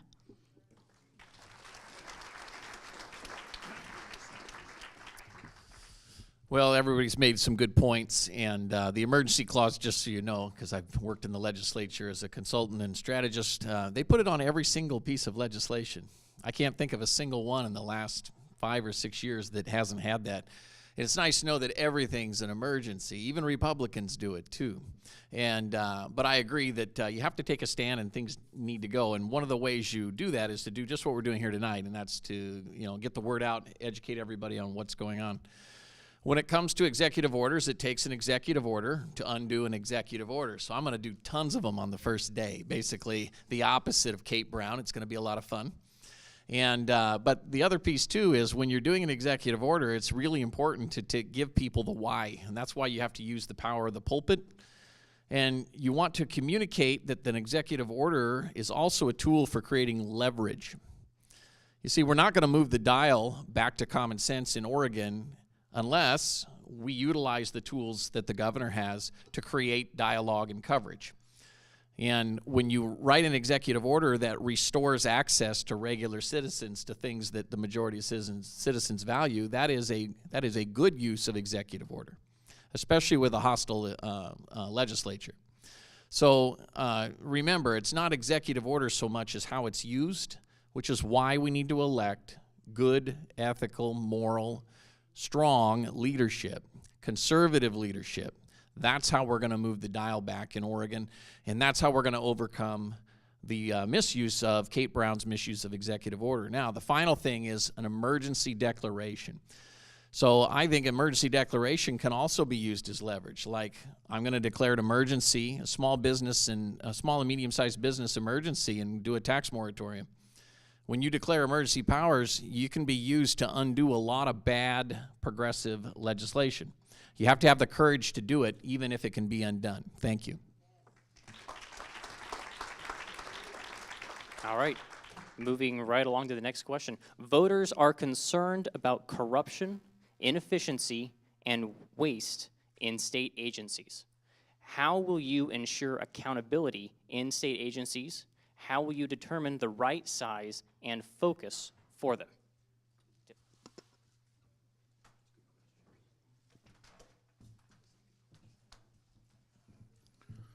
As an Oregonian, I'm sick of the waste as well. The department heads that we choose need to be fiscally conservative. We need an audit to understand the waste that we have lived through. There was a story recently about an ODOT employee who was stealing our equipment and materials and selling it for his own gain. We need stronger penalties against people who choose to take advantage of us and our budget. We need to be able to prioritize services based on performance and need.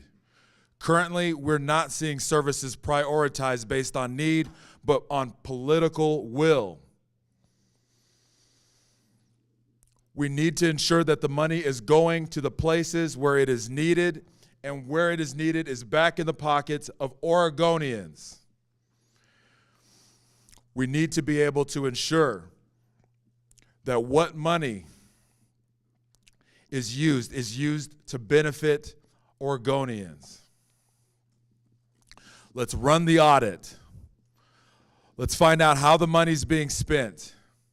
And we use it as a justification to shrink the size of nearly every department so that we can return money back to the people who it belongs to, which is all of you. Thank you.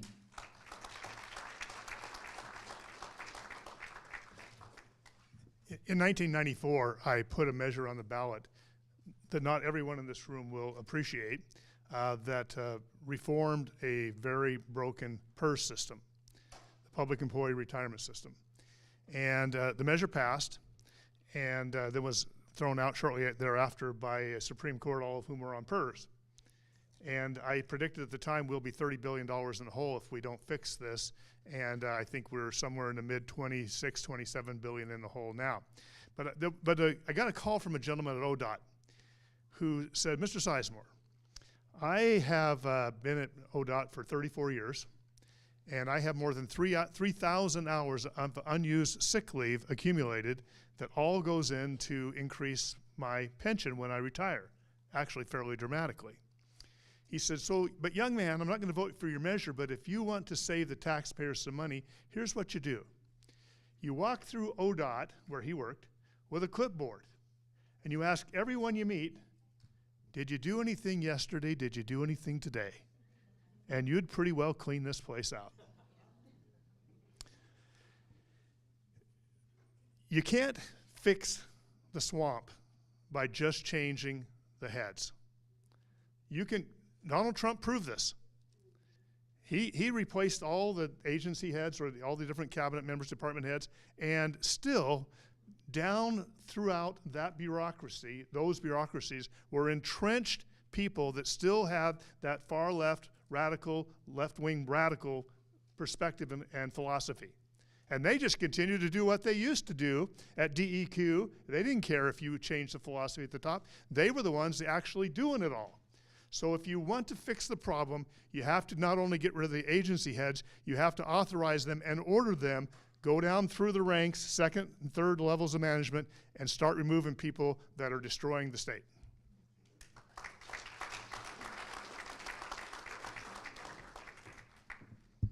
I could probably just say ditto to that because that was very well put.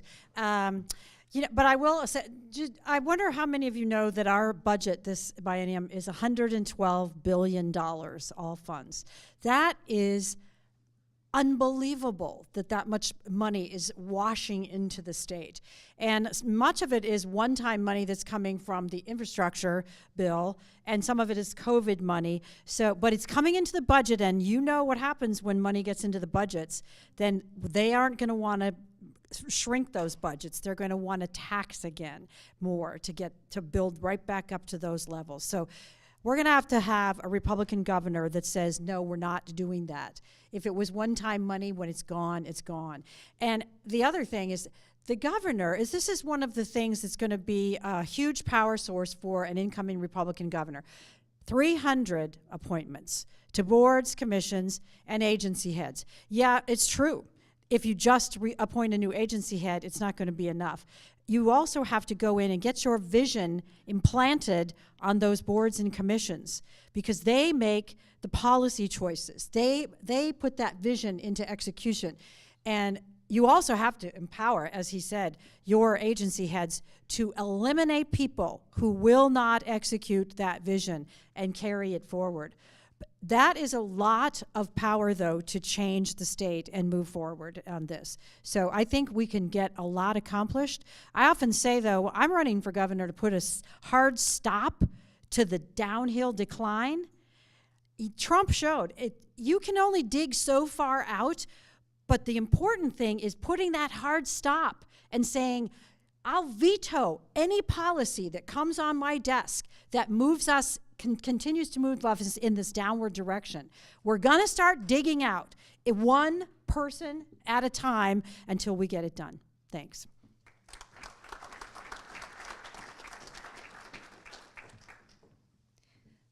The other day, my 10-year-old daughter was craving a gyro, and we happen to lack a Greek restaurant in Baker City. And so she says, well, you're mayor, Mom. Why can't you just create one? Go make a restaurant. And I said, well, you know, government really doesn't do that. And she looked me square in the eye, and she says, if government doesn't create anything, what good is it? So she gets it. You know, I am managing a large budget in Baker City, you know, a government entity. And I know how to manage a budget for a small business and a large project budget, you know, as a former corporate executive. And we manage things in a very different way than our current governor is managing things right now. And we have to put more money back into the public so they can create things. And to do that, we have to cut the wasteful spending in Salem. And we start with those agency heads. We do, because they spend like crazy and they have no clue what it's like to work out in private industry. So some of those folks, actually most of those folks need to go. Then I need to go board by board and commission by commission, because there are 260 or so of those. And those folks need replaced in large part because they are not qualified to do their jobs. They just aren't. Then we need to look at the administrative waste. And here's something that cracks me up just within the realm of the governor's office that can be eliminated very quickly. So she has probably 17 different tiers of policy analysts for different areas of the state, different areas, you know, of policy. And each of those senior policy advisors has a policy advisor. And then the senior policy advisor to the policy advisor has a policy advisor. And so by the time you work down through this, you have 3 or 4 layers of policy advisors in the same area feeding up to the governor. That is millions of dollars that can be cut very, very quickly. Thanks.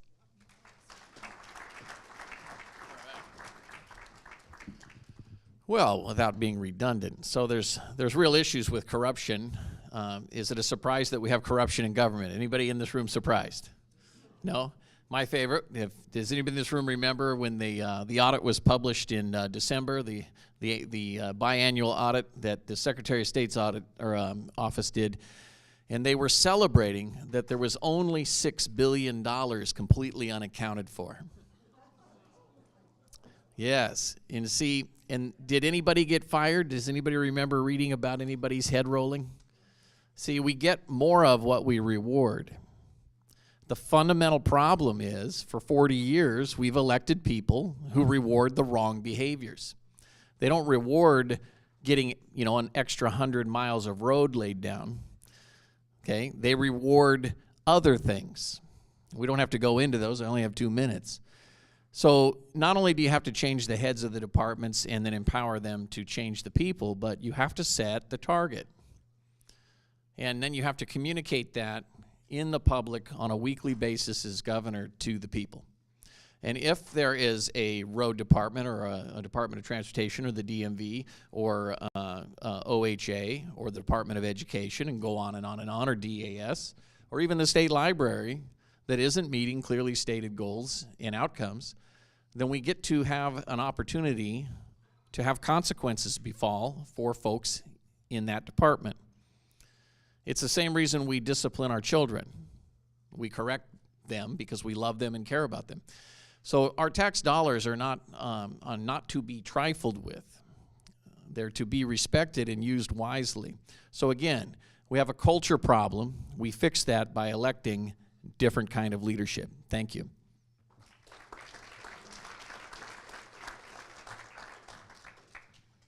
You know, from all these answers, it sure sounds like we need a CEO.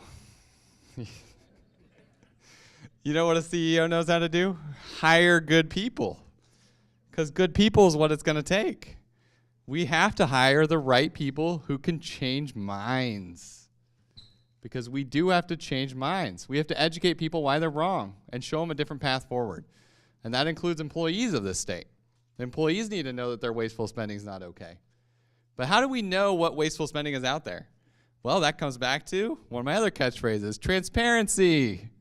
Because if we don't have transparency, we don't know. How many of you have ever tried to look at the state budget? Anybody? I love the giggles. It's bad. I mean, the websites that are out there for us to be able to look it up, I mean, it's atrocious. And it really only goes to like that top tier level. So you don't really know where all the waste is. And just to talk to something that Bill said, I have a good friend that works at ODOT as an engineer. He works on a 6-person team. There's 4 of them that are actual core engineers. And there's 2 people that just double check the work every day of the other engineers. Kind of wasteful. Like, I just don't get why we have that. It kind of goes back to that $800 for a hammer. You know, there's no checks and balances in our government, and we have no transparency to see where the waste is. Until we get that, we won't be able to make those changes. So day one, that is something that I can do. Every bit of data that the governor has access to, I will release publicly, because that is important to me. It is important that the public understands everything that this government is and realizes that the government actually works for you. Yeah, funny concept, isn't it? We have to change that dynamic and get it back to the government working for you. Thank you.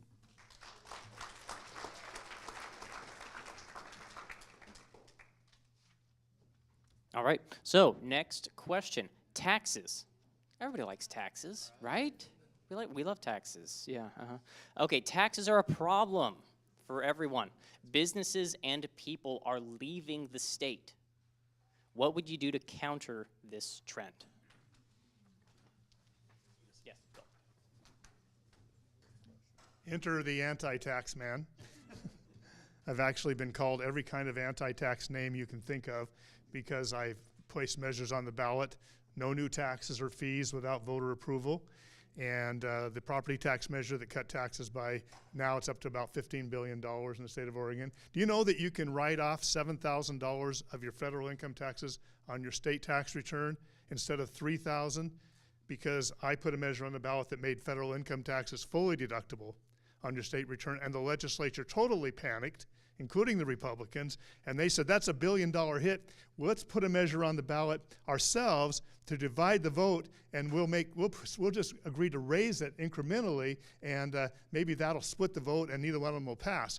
Well, their measure, to their surprise, actually passed, and now it's up to about $7,000 you can deduct. So I have done a lot to cut taxes in Oregon, and I will continue with that philosophy unabated, because I literally believe that nobody knows how to spend your money better than you. When money is in your hands, your wallet, your paycheck, it's real, right? You've got things you'd like to do with it. However, when the government has it, I think it was Grover Cleveland might have said this, that when government gets your money, it's like this big pile of trash in the middle of the room that doesn't really belong to anybody, and so we just got to get rid of it. And you all know how governments do that. At the end of the year, they look in their budget and say, oh my gosh, we've got $80 million left, and if we don't spend it, they won't give us that much next time, so we've got to get rid of it. And I know story after story, true stories of that happening. That's the change that a good conservative, pro-taxpayer Republican will do, and that's to cause the government to respect you and your money.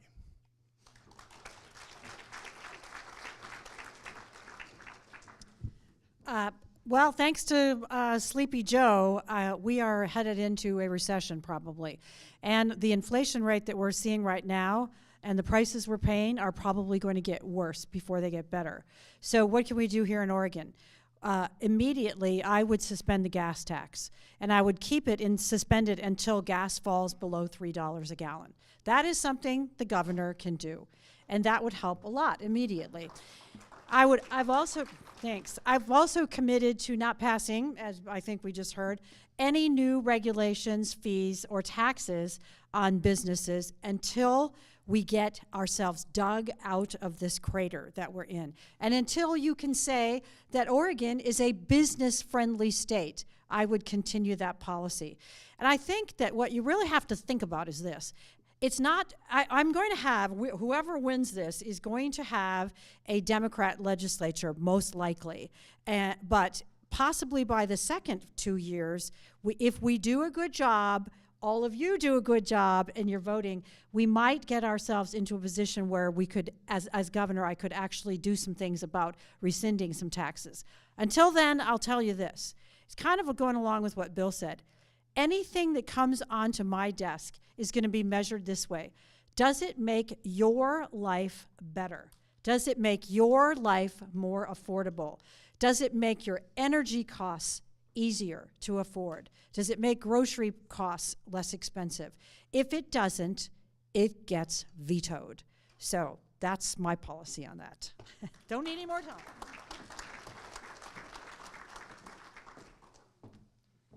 Oregon is not a business-friendly state by any stretch of the imagination. There are certain things the governor is asked, can and can't do, right? And I'm always asked, would you strike this law from the books when you're elected? And it's always a tax law. And the fact is I can't. I cannot go in and say, I don't like this tax, remove it. I don't like this one, remove it. That's not within the power of this office. But what I can do is veto anything new that crosses my desk, absolutely. And there are things like moratoriums on gas taxes that I can also do. There's some other things that are interesting to me because I haven't seen a governor really reach out and start pushing initiative petitions on the ballots. And it seems to me like voters aren't quite aware of that process and how any of you could actually go out and start that. You have more power and more control than you think. So that's something you could do from the bully pulpit to get some of these initiatives going, which would be nice. I also believe that we're headed toward a recession. And so with that in mind, it becomes very, very important for Oregon to get self-sufficient. And by that, I think we need to really focus again on our natural resource industries. And right now, as we're all probably aware, the small producer gets very little. So we have things like in the livestock industry, we have the 4 big meat processors cornering the market.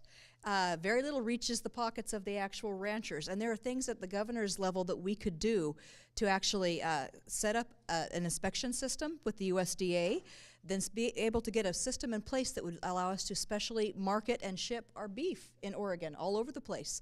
That's going to raise the amount of money that we make considerably. We could target mining, logging, and do similar things in those areas, which would be great. And it would also put us in a prime position when we see supply chain and food supply chain interruptions.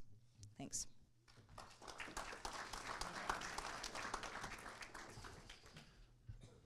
Well, I'll add to that. So when you're dealing with taxes, we have been over-collecting in this government for the last 8 years. That is 4 budget bienniums.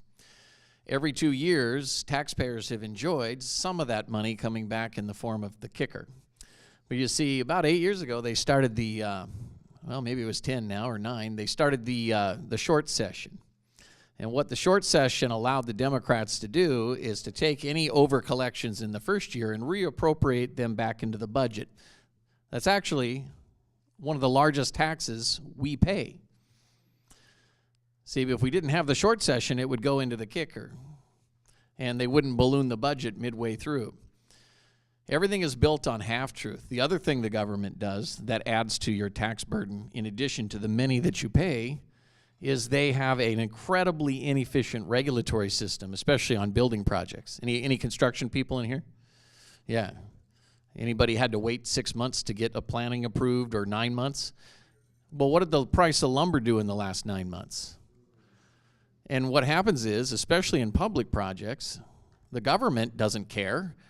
They just, it's just going to cost more. They tax you for it.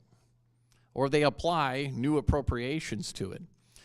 So we need to have a governor that really understands how they've woven this culture together. And if you ever notice when they go to budget, they always apply a new tax to you, and that is they always underestimate what they think they're going to collect in the coming 2 years. And then what do? Well, we need to raise taxes. But we, the people, don't have the information, and sometimes we fall for it. We need to stop electing these people. We need to tell you the truth. We need to create efficiency. And of course, no new taxes. Thank you.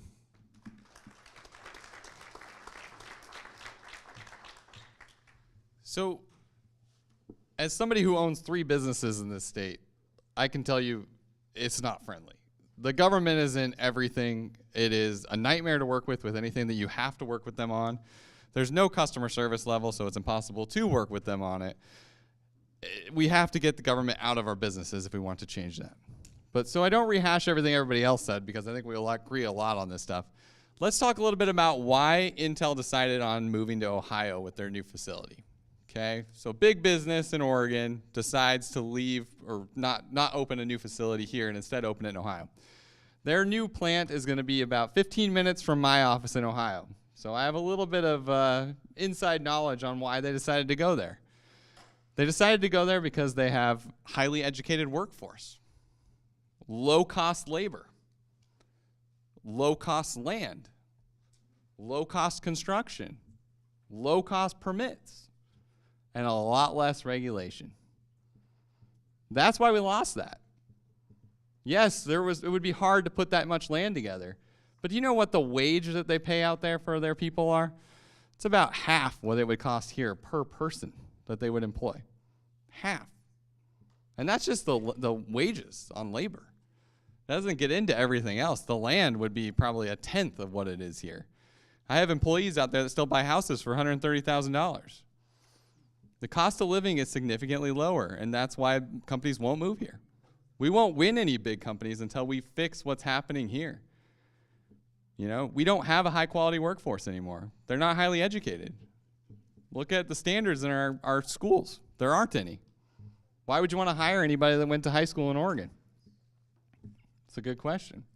I hire a lot more people to go to high school in Vancouver than I do in Oregon. So we need change. Thank you.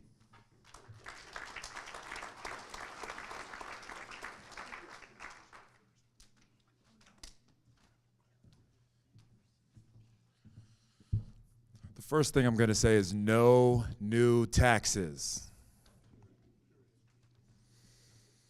I would also like to see a marginal tapering on our income tax, at least 3%, if not more. We already know the money is being wasted. Why should we give it to the government?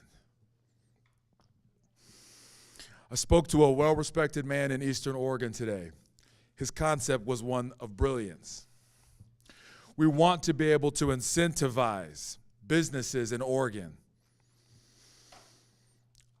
We want them to be able to compete for a tax break. He said if we just give them the tax break, they're likely to pocket the money. What we need is for businesses to lead the way in making sure that their employees have a place to live. We want corporations to buy and support land development that ensures that they're not just hiring somebody who's going to go home at the end of the night and sleep under a bridge. Let's incentivize our businesses to pursue tax cuts. We also want a marginal tapering of at least 4% on property taxes in Oregon. It's disgraceful. It's cheaper to buy a home to live in Marion County than it is in Linn County, out in Lebanon. What's the reason for that? For the counties that are taking more than their fair share, we also want to know how they're spending the money. We want to ensure that we are able to afford property and that we maintain the majority of our hard-working income.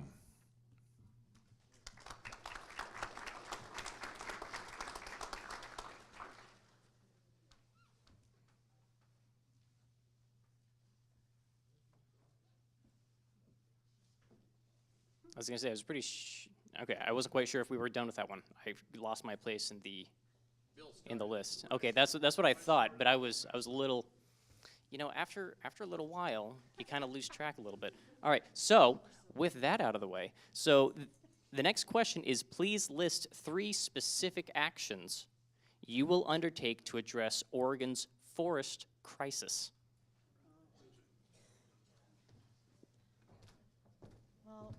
I like that one. I've got a lot of support out there from timber companies, and as I mentioned, people, members of Timber Unity.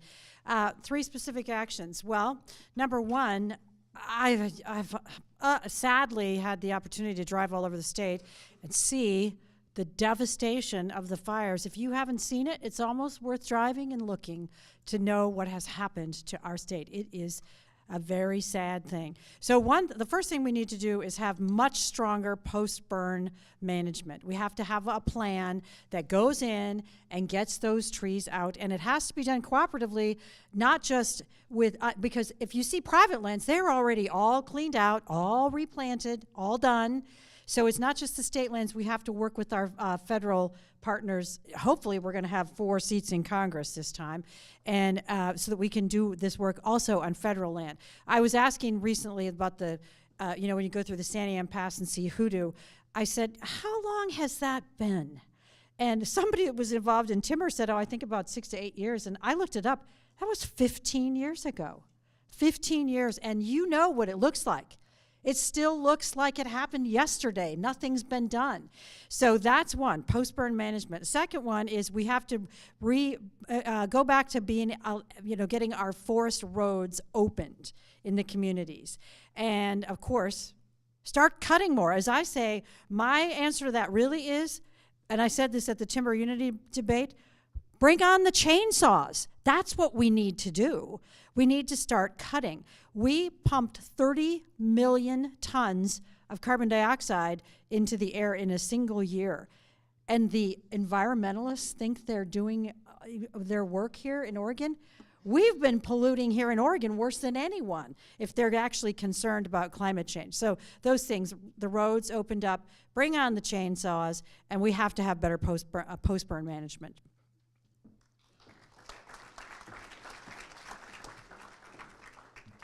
So cattle ranch, timber, this is in my backyard every single summer. We've been dealing with this ever since I was a little kid over in Eastern Oregon. So we basically, that phrase you hear, graze it, log it, or watch it burn, that sums it up in a nutshell. It's just very common sense management. One of the first things we need to do is have multi-use access in our land. So you can go in there and you can see these big berms that the Forest Service has put in. Fire crews can't even reach the fires part of the time. Those need to be gone. We have ways to do that: collaboration, cooperation, and coordination. These are our 3 systems that Fred Kelly Grant, Stewards of the Range, actually argued in court and won. So counties have these available if they just know how to use them. So I'd advocate for that so that local governments get a seat at the table. That's one thing. I would also be advocating very strong against the feds to allocate those grazing allotments. You know, we have one right outside our fence line that doesn't get allocated every year, and you have grass up to here, tender dry. Can't keep having that. The other thing is I'm always going to advocate for bringing back federal management to a state level whenever possible, state level back to a county level whenever possible. I'm endorsed by Representative Ken Ivory out of Utah, who is the founding president of Americans Lands Council. And so if you look at a map of the United States, you'll see the federal fault line. Everything to the east of that has already been ceded in terms of management back to the state level from the feds. Everything to the west hasn't. I'd like to know why. Then you overlay a catastrophic wildfire map on top of that, and it's identical. That tells you a lot about where things are managed the worst and the best. I need to advocate for that because there are court decisions already in place, Hawaii Supreme Court and the U.S. Supreme Court, that would uphold that process. So I would really like to look into that. Thanks.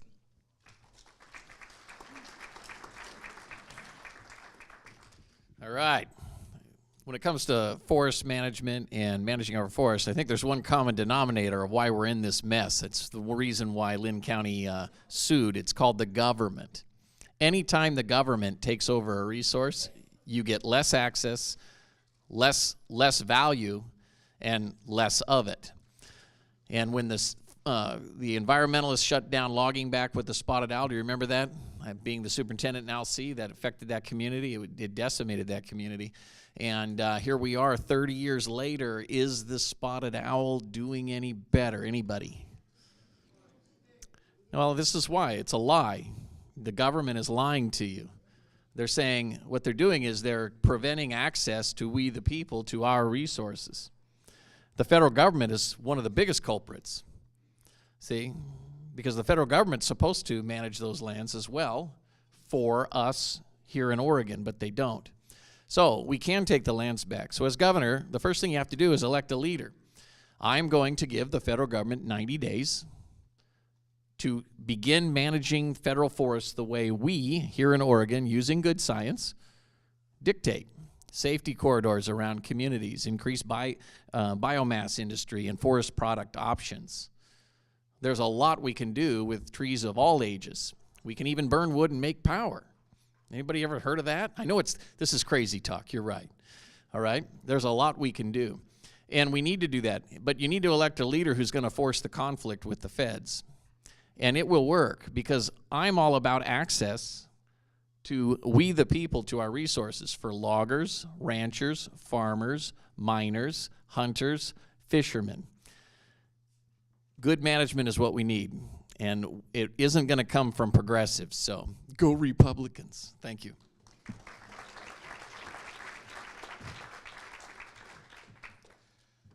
So the federal government is one of the biggest culprits of this problem. They actually stop us from putting out wildfires on their land. You know, if you see a wildfire, they basically say, hey, we're going to arrest you if you go put that out. I was just at John Day the other day, and I heard these stories from several people, and I'm just dumbfounded by that. We actually let it burn more than we have to. You know, the guy was like, we had 3 guys that were ready to go. We could go up there and put out the fire right now, when it was just, you know, a few trees. But instead it burns, and it burns, and it burns, and it becomes 100 acres, and money right there. Now, if a fire leaves federal land and goes on state land, do you know what we get? We get paid by the federal government for that land. So what incentive is there for us to put out those fires? Absolutely nothing, right? That's a problem. So day one, I will change that mindset. We don't want that money, and we will invade federal lands and put out those fires. There is no reason to let it burn, none at all. We will also start supporting programs like Oregon State's program, where they are thinning the forests and managing and maintaining them, which actually, to be fair, the federal government has contracted with them, and they have started maintaining a lot of our federal lands around here and doing good work. But we need to expand that more, and we need to expand it much faster. I think if we can make some of those changes, we can see some groundwork happening on that. Plus, the third thing, we have to get back to logging.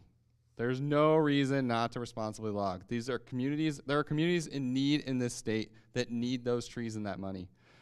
There are a lot of counties that have a budget deficit every year since we stopped logging, and it all came back to that. It's one of our greatest resources that we have here, and there's no reason why we shouldn't be maintaining it and using those trees. So thank you.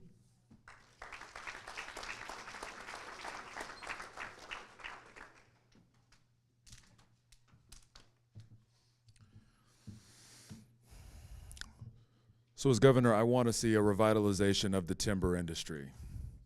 It's a renewable resource. It grows again. Over the last few years, Oregon has spent more than $1 billion in fire cleanup. If that money is used in advance to ensure that we're supporting our industry and supporting pest management, then we have fewer trees dying.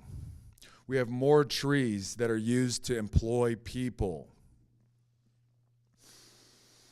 I also will oppose the Bureau of Land Management and their practices here in the state of Oregon. We've seen the way that their management has destroyed our forest. We need a governor who will go against them. I think it's a shame to see that federal employees through BLM have better standards of living than workers here in Oregon. It's a disgusting use of our government funding, which is used against the people of Oregon. Let's manage our forests better pre-fire conditions. Let's work with our experts to make sure that the pests are not ravaging our forests. And let's work with our industry to ensure that we're salvaging wood, using it for different purposes other than to be the start of the next fire. We need to be able to thin our forest. We need to be able to develop land for new housing. Oregon's timber industry is strong enough to build a house for every person in the state. Let's do that.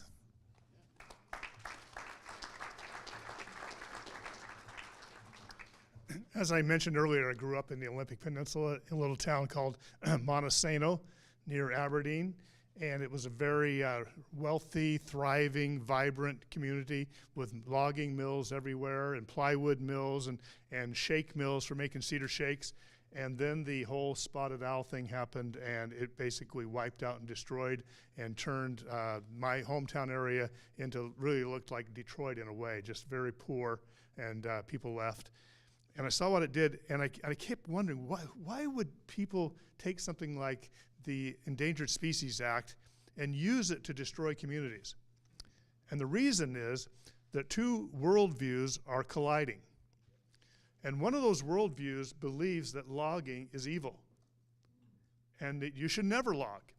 And they come up with, you've probably seen the narrative on the news. Every once in a while, someone like Tucker Carlson, someone will show the Democrats all saying the same thing, using the exact same words on station after station, different people, commentators, et cetera, as well as the anchors. And because they have a narrative. And when the scientists find out what that narrative is, that's the conclusions they reach so-called scientifically. And so they decide that thinning forests is actually bad for the forest and will cause more fires, which is like stupid, because when you leave dry tinder everywhere, how many of you ever started a fire? What do you need? Dry tinder. And they want to leave it out there. And they literally have a philosophy that dictates, and a worldview that dictates that we're not going to log anymore. And as I mentioned earlier, changing that mindset down through the agencies in the state government that deal with natural resources, so that no longer exists, and that our lawyers are not arguing for these stupid ideas. I think that's where it starts. We have to dig that out, outroot it, and have common sense again.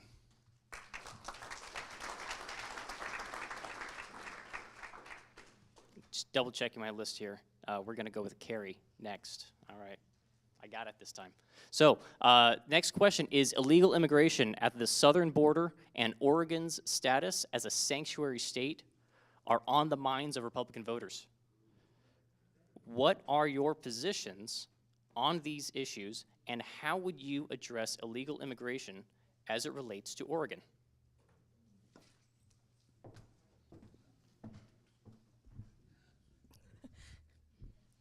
So I really liked it when South Dakota's Governor Kristi Noem said, "Come see me when you're an American." I thought that was perfect. We have a problem here in Oregon, though, because several years ago, we ended up with laws on the books creating that sanctuary state, the beginning of it. And then it was put on the ballot, and the voters of Oregon were given the chance to overturn it, and they didn't. So where does that leave me? What happened this last legislative session, because the voters did not overturn that, our legislature added more to it. More layers of sanctuary protection for our illegals. So unless we can get that legislation backed out somehow or put on the ballot for people to reverse, which I don't think they can because there's that emergency clause on there, we're a little bit hamstrung. I look at the southern border, and we're playing damage control now from the governor's office is what I see. I would like to see basically money, pass-through funds, sent locally to our sheriff's offices with no strings attached, so they can at least locally manage the drug cartels and the trafficking that come up through our southern state line. There has to be a way to tackle this, and I think the way is to get a red governor in place, and then hope for that domino effect, because we need to flip these House seats, and we need to flip these Senate seats, and then I will absolutely have something to work with where we can back these poor bills, it's awful, back out and reverse that sanctuary state status. Thanks.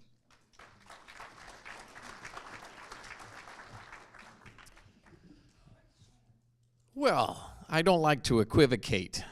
So the reality of it is that illegal immigration is one of the reasons we have a huge fentanyl problem and then we have ravaging drug addiction. We had a tenfold increase of drug overdoses in Oregon with the passage of Measure 110. These problems are not separate from each other. They're now in Tigard-Tualatin looking at giving teachers fentanyl, which is the drug that policemen usually give when people are going into respiratory arrest due to drug overdose. It's now moving into our high schools and affecting our kids. And illegal immigration is the #1 corridor for this kind of drug problem. There's a reason why it's called illegal. And if we are to be a nation of laws, it's not about immigration. That's not the problem. It's about illegal immigration, cartels, and crime. I was down in Jackson County and interviewed by the Mail Tribune. It was a lot of fun. And they said, well, local police say we need more jails, And I said, well, we should listen to the local police because when I'm governor, we're going to be very aggressive at shutting down the illegal grows and the people stealing water from law-abiding citizens and drying up our creeks and harming our environment and enslaving real people and trafficking in real human beings. So, as governor, I'm going to mobilize the National Guard. We're not going to have this in this state. We have to be aggressive, and we have to deal with the problem at the source. So, I will propose that we join the coalition of states. There's 26 of them now that just formed. And I'll even send National Guard to Texas and Arizona to stop the problem at its source. We need legal immigration. Legal immigrants pay taxes. Legal immigrants have merit. Legal immigrants are our friends and neighbors. That's what we need. Thank you.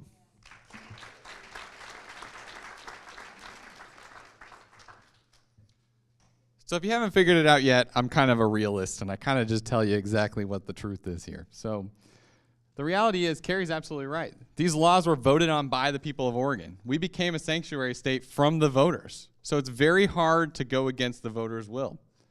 Here's the problem, though. It's not actually the whole sanctuary laws are not the problem. It's actually the ones that reduced our access to ICE or got rid of our access to ICE. Before we passed that law, which is, to me, poor voter education, because we don't have good leadership that's actually educating the voters on what the consequences are of their actions, of their vote. We don't educate. We have money on either end that makes something happen. But here's the deal. When we took ICE out of our jails, when we took ICE out of us being able to access their systems, we stopped being able to prosecute the bad illegal immigrants that are here, the ones that are committing crimes, that are trafficking drugs, that are raping women, that are doing all of these bad things. We have no tools anymore from our sheriff's offices to be able to do anything about these people because we tied their hands through laws, poorly written laws, but they were passed by the voters. And that's a sad reality because it's really hard to overturn that. And we have to overturn that. But to do that, we have to change minds. We have to re-educate the voters on what they did that was wrong, and we have to get them to see it our way so that they can then have that referred back to a vote and change it. Get rid of it. The reality was before we passed that, we had $150 million coming in tax money from the good illegals that were here. They actually do. A lot of them pay taxes. They are here and trying to do their part. I agree they should become citizens. I'm not saying that. But the reality was there are a lot of bad ones that were the problems that they want us to get rid of from their communities too. And now our hands are tied and we can't do that. And that's poor legislation. Thank you.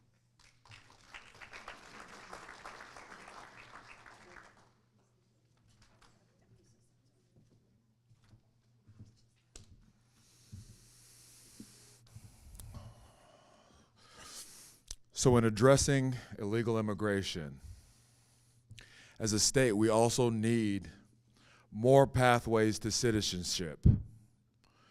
The reason why is because illegal immigration is a facet of our economy. We need migratory labor to keep our food costs low. We need to also ensure that when people seek a better life in Oregon, that there is a way for them to obtain it through hard work and education.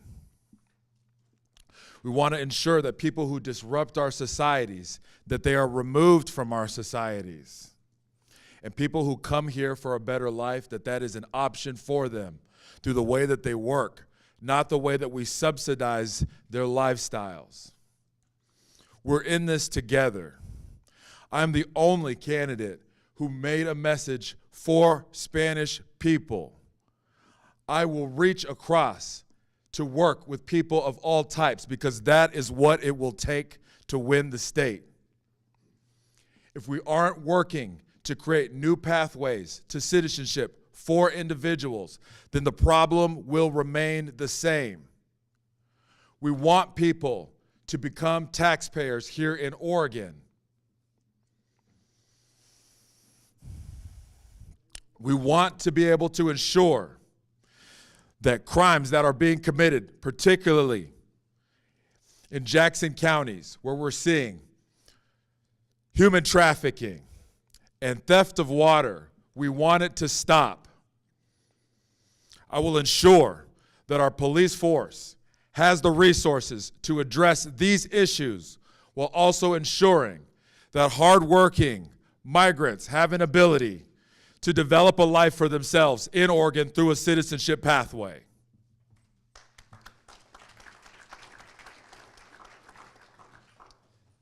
Well, of course I'm against illegal immigration and having a state do what Oregon has done, which is just lawlessness with the sanctuary state policy.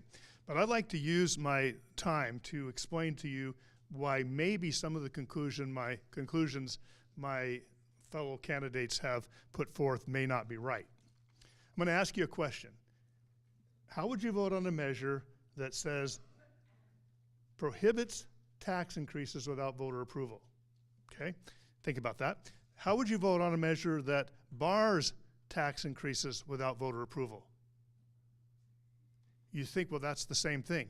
It is the same thing, except if you put on the ballot one that says prohibits, it passes 2-1. But if you put one on the ballot that says bars new or increased taxes without voter approval, it fails 2-1. Why? Because the wording that people vote on is not your idea, your concept, or your measure. What they vote on is the description of your measure that appears on the ballot, which is written by an attorney general and concluded by a Supreme Court, Oregon Supreme Court, that is on the other side of every issue. So when we draw the conclusion that Oregonians are not on our side on an issue, read very carefully what question was put before them, because that is what they voted on. They did not vote, they did not read your measure. 99.9% of them never read your measure. They only know what the Attorney General and the Supreme Court says your measure does, which is often very and purposefully confusing. So before we assume that the people of Oregon like the lawlessness of a sanctuary state, let's examine how would they vote on a measure like that when it was explained to them honestly and straightforward instead of disguised in some legalese designed to get the wrong conclusion. Thank you.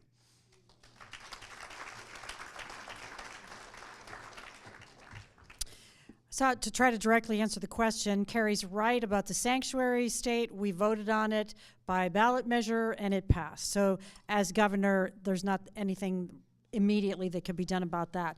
But as your governor, I also would support joining any coalitions or partnering up at any national level to close the border. Of course, we're probably all going to agree on that. More important, I think, for as a governor, what I can do at our southern border, at Jackson County and Josephine County, where fentanyl and hard drugs are pouring across. I'm probably, as one of the candidates up here that's visited those counties the most. When I go down next week, it'll be my either 8th or 9th visit down there. I've visited with the sheriffs and with the deputy DA that's prosecuting these cases when they can. They have a terrible problem on their hand. Kate, if you're listening, this is an emergency. What's happening on our Oregon southern border, that's an emergency. And I actually would consider declaring a law enforcement emergency there because when I spoke to the sheriffs, they said they have up to 1,000 illegal grows just in Jackson County. And you know how many deputies they have? 8. 8. I said, why? Because I asked, like you might have, if you know where they are, why aren't you doing something about it? They said, because we've got 8 deputies and we are significantly outgunned. They said, even if we could go, all 8 of us, that's not enough to match the guns of these cartels. What's happening there is violent crime beyond what you might think is happening. So this is the crisis at our southern border. And I would declare this as an emergency, and I would refer ballot measure 110, which is drawing more and more of these hard drugs across that border. So that's the action that needs to be taken, that a governor can take, and I will take. It has to happen quickly. Thanks.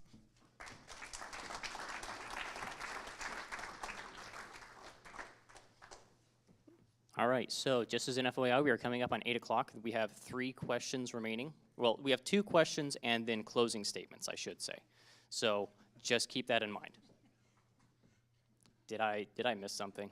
We're all saying thank goodness. Oh, okay, that's fair enough, that's fair enough. Okay, Mark, you're next. All right, so are you aware of the low carbon fuel standard?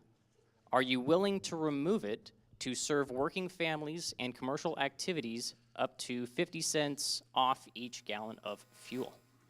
Well, the low carbon standard is nothing more than the 2030 agenda to try to tell you to be afraid of changing climate. So just so everyone knows, according to good science, the climate on Earth has been changing for millions of years. Sorry. Most recently, 60,000 years ago in Antarctica, it was mostly devoid of ice, and there was no industrial revolution in those days. So the thing is, it's really important that we tell people the truth when it comes to our relationship with carbon, and we need an all-of-the-above strategy. You know, there are places where the electric car makes sense, but you have to let individual consumers decide what they want, rather than politicizing carbon, which is what this governor tried to do with her executive order to implement her cap and trade, basically. Cap and trade is an example of how the government says, this is my ideology, this is my religion. I don't care what the science says for the narrative story like Bill shared. And I get to pick winners and losers, and anyone who opposes me is a bigot, a racist, primitive, and someone who wants to exploit Mother Nature and get rich on the backs of someone else. It's all a lie. It's an absolute lie. Most people wake up in the morning to do a little bit better today than they did yesterday. Anybody who's been a parent understands that one, right? So when it comes to carbon and reduction, we need to change our relationship with it. And we need an all-of-the-above strategy, and we need to tell people the truth. The truth is that we should be selling liquid natural gas out of the Port of Coos Bay to China. It should have happened years ago, because they're burning soft coal and it acidifies our rain here in Oregon. We have to know these relationships, we have to take a stand, and we have to make sure that energy is cheap and available and not try to make a business out of make-believe carbon. Thank you.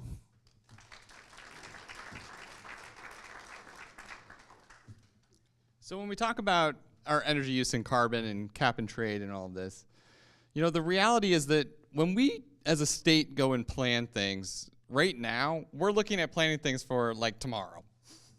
We're not looking at, 15, 20, 30 years in the future, which is what we really should be looking at. We should really be looking at what we can do in the long run, not tomorrow. Because when we do it tomorrow, we end up killing and hurting businesses.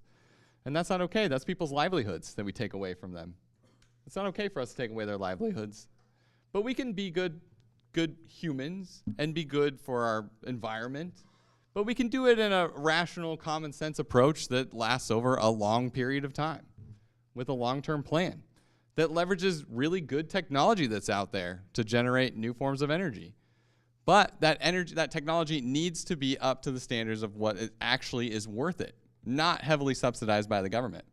Right now, so much of it is worth it because it's heavily subsidized by the government. Without those subsidies, it becomes not worth it. And that's not okay. The government doesn't need to subsidize these things. We just need to let the private industries build it and catch up. We can incentivize some private industries to develop things and to come up with fresh ideas and innovate. Innovation's good. It creates jobs. It creates a growing economy. That's good for all of us. But we don't need to do it tomorrow. That's the key. Right now, what Kate Brown did was made it a plan for, 2025. It was way too soon. It's like immediate. Nobody can plan for doing any of these changes that she wanted in that period of time and save their business. All that does is cost us jobs, and it hurts our economy. And that's wrong. We need to be planning much further ahead for the long run. Thank you.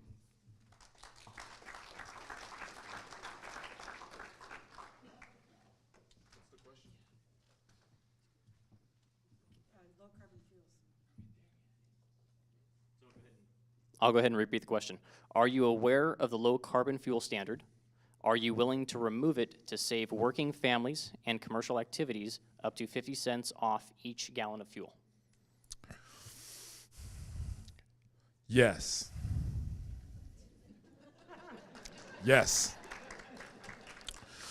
One of the things that we've seen in Washington is the fact that the governor in Washington is attempting to make it illegal to own a combustible gas-powered car by the year 2030. That will put most people in a situation where they don't have a vehicle. In Oregon, we should never allow that to happen. We need gasoline is one of the cheapest fuels that exists. Gasoline powers America. While as consumers, we have choice. While some consumers will desire an electric vehicle, that doesn't mean that we can punish the rest of Oregonians for driving a gasoline vehicle. I believe gasoline is and should be here to stay. We live in a state with more trees to absorb carbon than nearly anywhere else in the world. We have no need to be afraid of carbon. Not only are we as people made of carbon, we're made of carbon. We have a right to exist. We're seeing industries die because of government-supported winners and losers.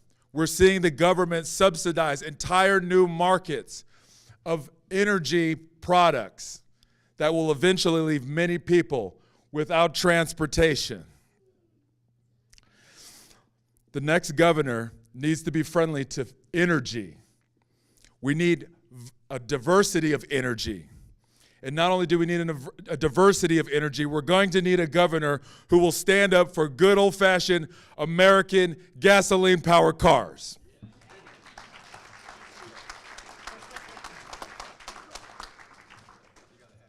I have to disagree with my friend Tim, because I think we need diesel cars as well.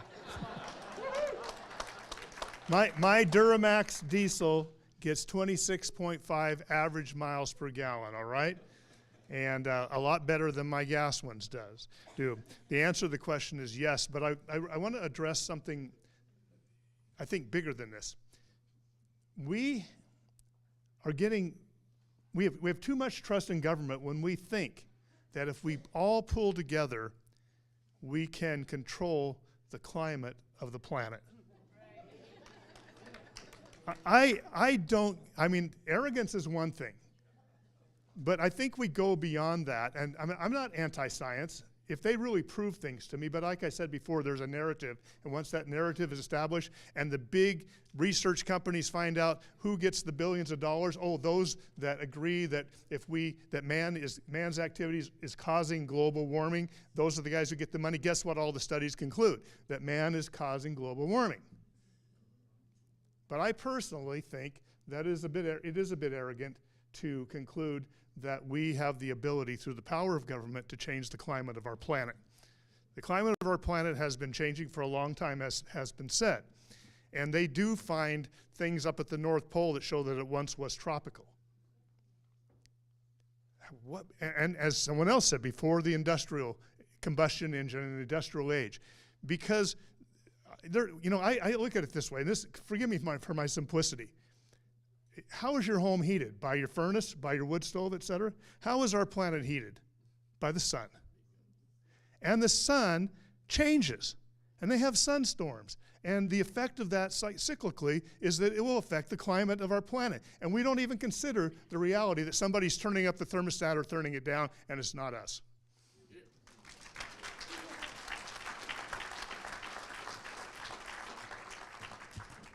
So yes, I'm aware of it, and yes, I did mention earlier, I referred to it as her green gas initiative that she put in by executive order. I said earlier that I would, by executive order, rescind that. That is the low carbon fuel standards issue. It's ridiculous. Bill's right. The effect that we have here in Oregon on this, by all these terribly expensive policies that hurt all of you, all of us, at the at the gas pump and even at the grocery store. The reason we're paying the prices we're paying is because of these ridiculous policies that presume that we can have here in Oregon some impact on global warming. It's absolutely crazy. And I said earlier that I would make a point, everything that comes on my desk is going to have to pass the test of, does it make your life less expensive, easier? Is it going to make things more affordable for you? Because we are, in this next 4 years, heading into a pretty difficult economic time. And it's because of all these policies. So I just also wanted to mention on the diesel thing. You do know that they tried to literally ban diesel engines here in Oregon, and were able to pass in the metro area an incremental, elimination of diesel engines. This is insane. I actually got to go yesterday, and I got a little so-called driving lesson from Angelita Sanchez over in Sweet Home, who drives dump trucks. And I got to sit in the dump truck, and if you go on my Facebook, you can see a video where I'm trying to start the engine. And it was fun. It was funny. Of course, I can't do the actual driving. I don't have a CDL. But the point is, she started telling me, and when you feel the power of a dump truck under you, you realize she's not lying about this. There is no way you can make that an electric engine.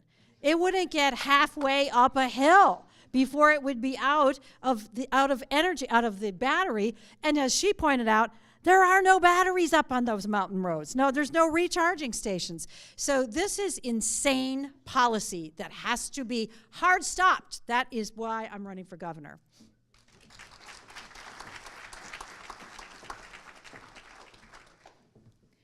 I do agree with Bill that there's a certain level of arrogance to all of this, because I contend that the earth will still be here spinning long after we're all gone.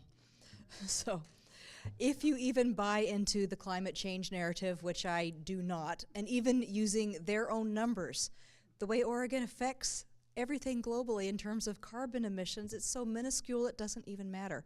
And we would destroy our state's economy for that? It's absolutely insane. But there is a silver lining here, because the way she pushed this through is very easy to undo. See, cap and trade was defeated legislatively. It went down. It didn't go through. And so what she did is decide, okay, we're going to bypass the will of the voters here, and we're going to bypass the legislature, so you have no say whatsoever. And we're going to break up cap and trade into all of these insane little Oregon administrative rules. And that's what she did to pass all of these things through. She put them through these boards and committees. The last one that was horrible was a DEQ subcommittee. And so 3 people on that 5-person committee made this decision. And they put it out there very quickly, and they kind of hid it so that people didn't even know they could comment on this. And that's how these things got rammed through. I mean, I'm looking at our family ranch. We're 5 miles from the nearest power line. How are we going to take our tractor and plug that in? That's a pretty long extension cord, isn't it? This is absolutely impossible. This stops people from bringing in their crops. It stops trucks from bringing the crops to the grocery store shelves. How do they think people are going to eat? This has to absolutely stop, but it's easy to reverse out. You remove these people out of these boards and commissions first. That's the first solution. And then you put the OAR process back into place, and you reverse all of that back out. Thank you.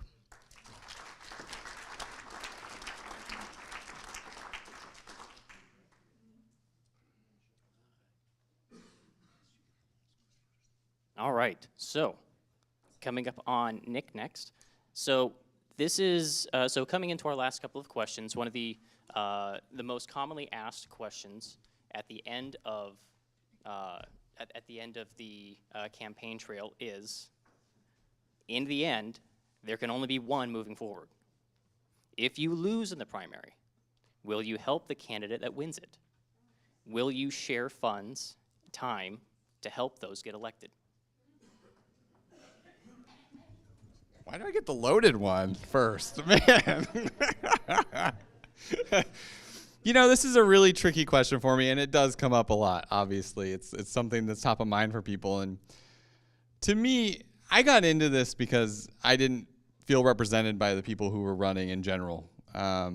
So I'm not sure, honestly, is my answer to this, because I really would have to take a deep look and see, you know, who I actually would be willing to support, you know, that represents me. It's not just about, you know, being a Republican or not. It's just about, like, the fact that I want to feel represented by somebody. I want to feel that they value the same things as me, just like most of you do, you know? And so for me to invest my time and support them, obviously I would vote for them. I'd be voting Republican, but, you know, it comes back to, you know, what do you really, what's important to you? And I think that I want to feel like they're something that I believe in. So if I find that person, I would absolutely support them. If I don't, I will still support the party and do my part that I can on the outside, but I don't think I would be directly supporting them. So that's my answer. Thank you.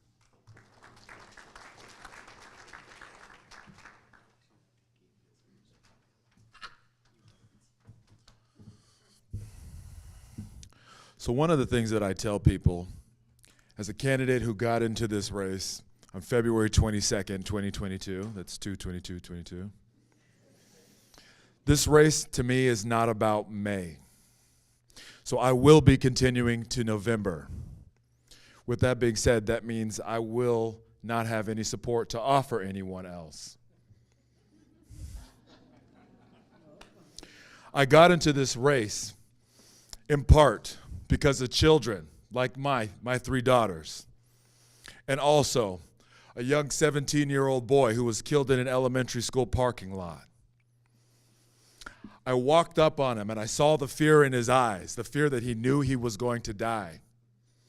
And all I could do for him was stay with him and pray with him. I won't give up this race because of children who have lost their lives over the last 3 years.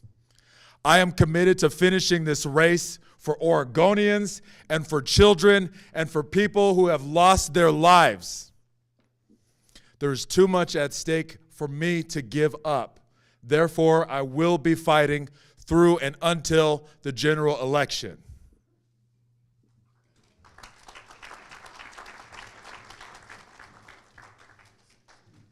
Okay, true confession time.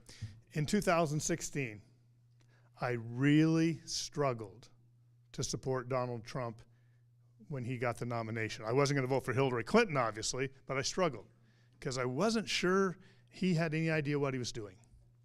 And I was afraid his lack of foreign policy might get us into World War III. I was wrong. I voted for him, but it was a hard vote. But by the time he had been in office, I very enthusiastically voted for him in 2020 because he was wise enough to surround himself with good people, both safety and a multitude of counselors, and I think he did an amazing job as a president. Now, I said that because there are 18 people, or 19, running in this race. There are probably 2/3 or 3/4 of them that are pretty solidly conservative, and the ones that have the best chance of winning all are pretty solidly conservative.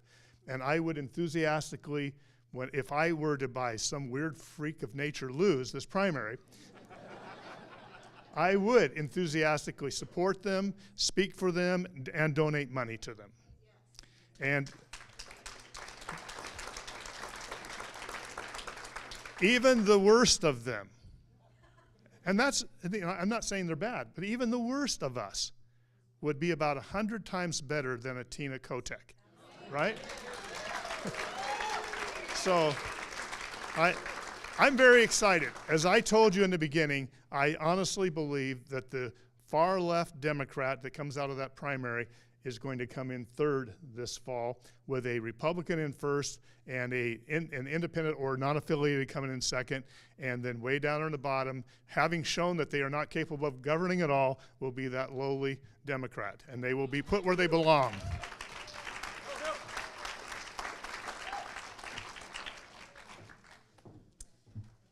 Well, I disagree with the order you put those in, because I think it's going to be the Republican, followed by Tina Kotek, followed by Senator Johnson in that supposed non-affiliated slot. But the most important thing is it's the Republican in the winning position. So you all know we're in a red wave year, and what we had one in '94, we had one in 2010 with Chris Dudley. He came within 22,000 votes of winning. But this time, we've got Joe Biden with the worst ratings in decades, if ever, for a president where he is. And we have Kate Brown, the least popular governor in the country. And who is filling in then, stepping up to take her place? Tina Kotek. You know, people describe her as that she makes Kate Brown look like Tucker Carlson. So, this is so crucial. This race is actually taking place in the primary because the Republican has such a good chance to win if we select carefully who the nominee is. Now, I also would say that of the 18, there's only 18 left. Reed Christensen unfortunately had a stroke and had to get out of the race. That's very sad. But of the 18 of us, I would also say there's at least half that I would be comfortable, supporting in a strong way. And I'm a Republican. And whoever wins the nomination, I will vote Republican, because this state is hanging on a precipice. If we don't get a Republican governor this time, it'll be 8 to 12 years before we have this red wave shot again. We won't last that long under Tina Kotek. We won't. So yes, I would enthusiastically support whoever the Republican nominee is, but again, in full disclosure, when you asked the question, Bill and I both said, my way or the highway.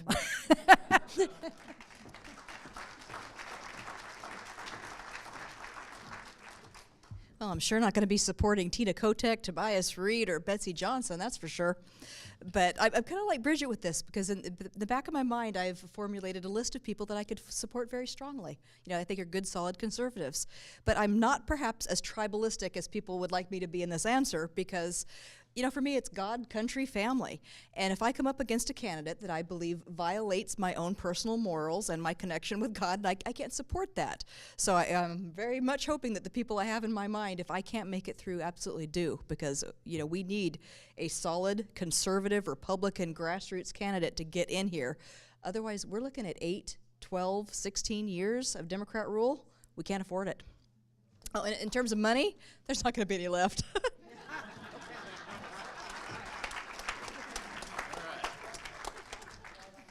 Well, it looks like I get to round out the questions. So obviously the answer is we need a Republican in office, and I am looking forward to Bill and Bridget supporting me in the general election.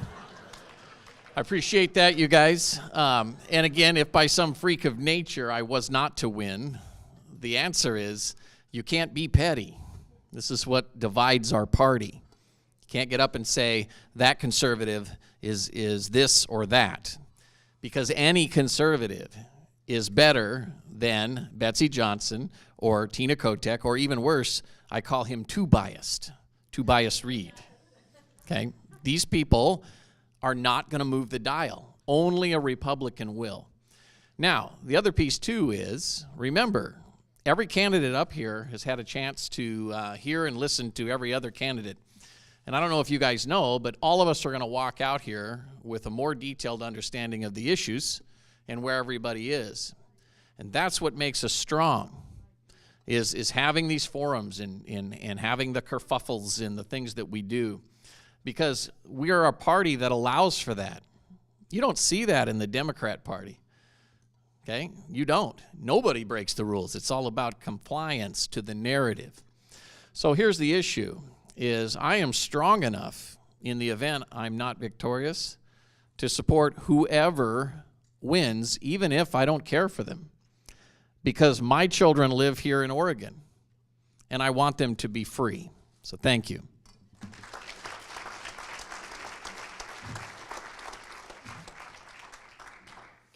All right, so that wraps up all of our questions. So the next 2-minute segment is any closing statements you would like to make, anything you didn't get to address, anybody you wanted to say thanks to, whatever you want to do the next 2 minutes, as long as you're not like, crazy about it. You got 2 minutes, basically do what you want to close out, starting with Tim.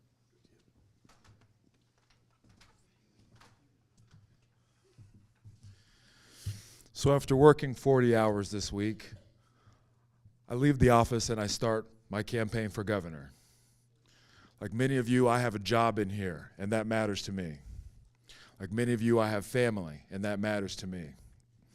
That's the reason why this campaign must continue through to November, because Newt Bueller only lost 6 counties. That's all it takes to start the nightmare all over again. I can't allow that to happen. I'll be competing and winning non-affiliated voters and even Democratic voters until the job is done.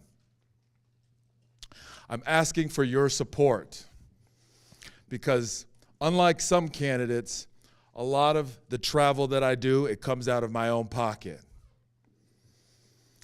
I'm giving my money to the state of Oregon for something that I believe in, but I can't do it alone.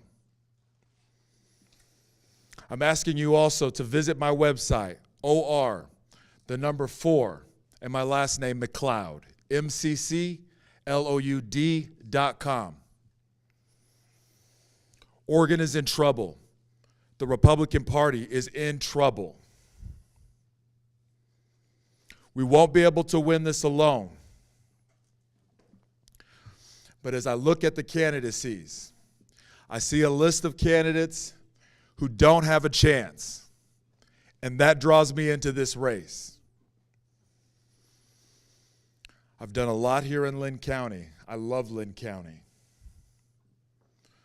Linn County to me is one of the best counties throughout Oregon. With that said, I'm willing to fight for your vote. Thank you for having me here tonight. And please reach out with any questions that you may have of me. I look forward to having a dialogue with you. Thank you.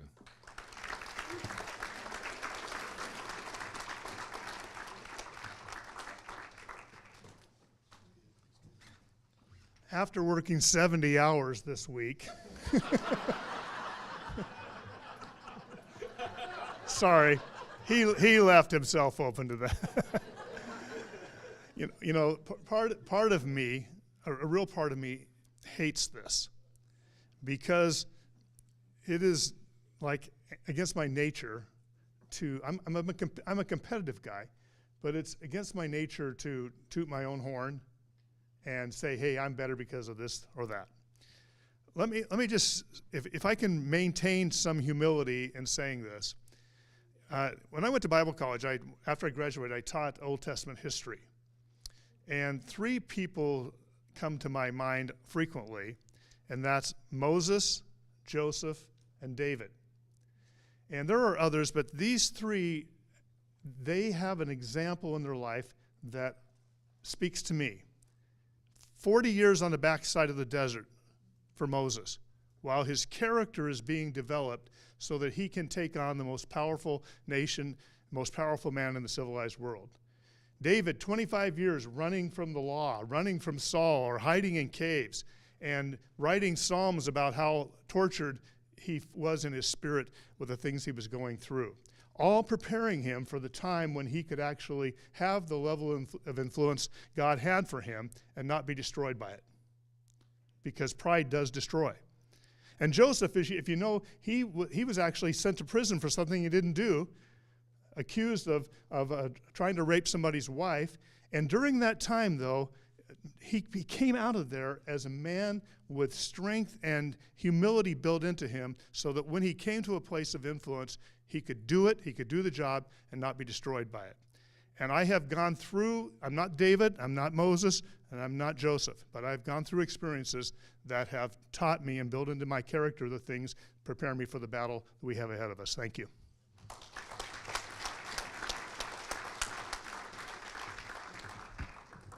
So again, I'm Bridget Barton, and I am the real Republican outsider in the race with no political baggage, nothing to lose. I'm 69 years old, lived here 43 years, and I have no interest in a long-term political career at this age. What I want to do is get in there and solve problems. And I have a history of doing hard things. I mentioned some of those things along the way. I took on Kate Brown in a lawsuit. I joined the board of the Freedom Foundation to fight public employee unions. I started my own business. I've kept a conservative business going for 30 years in this state. I've been a spokesperson for rural communities and blue-collar communities. I've stood up for those people all through my career, which is why I have so many endorsements out there in those communities.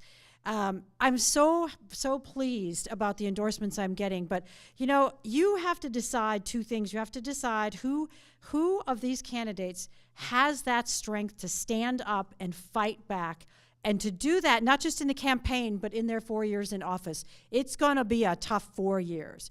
Then you have to decide, of those candidates, which one can win the general election. And that's where these endorsements come into play.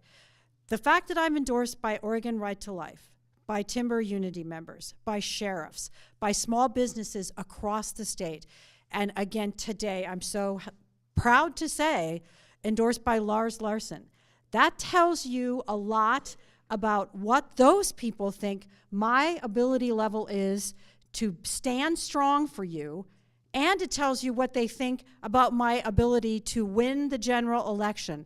I've put together an amazing team, chairs in the counties across the state. I have raised over $1 million. I can wage this campaign. My ads are about to start hitting the airwaves, and we're going to take it strong. So the last thing I want to say is this: we've been through a lot, but I do have a message for our career politicians. The people, all of us, we want our power back, and we want it back now, and I will deliver that to you. Thank you.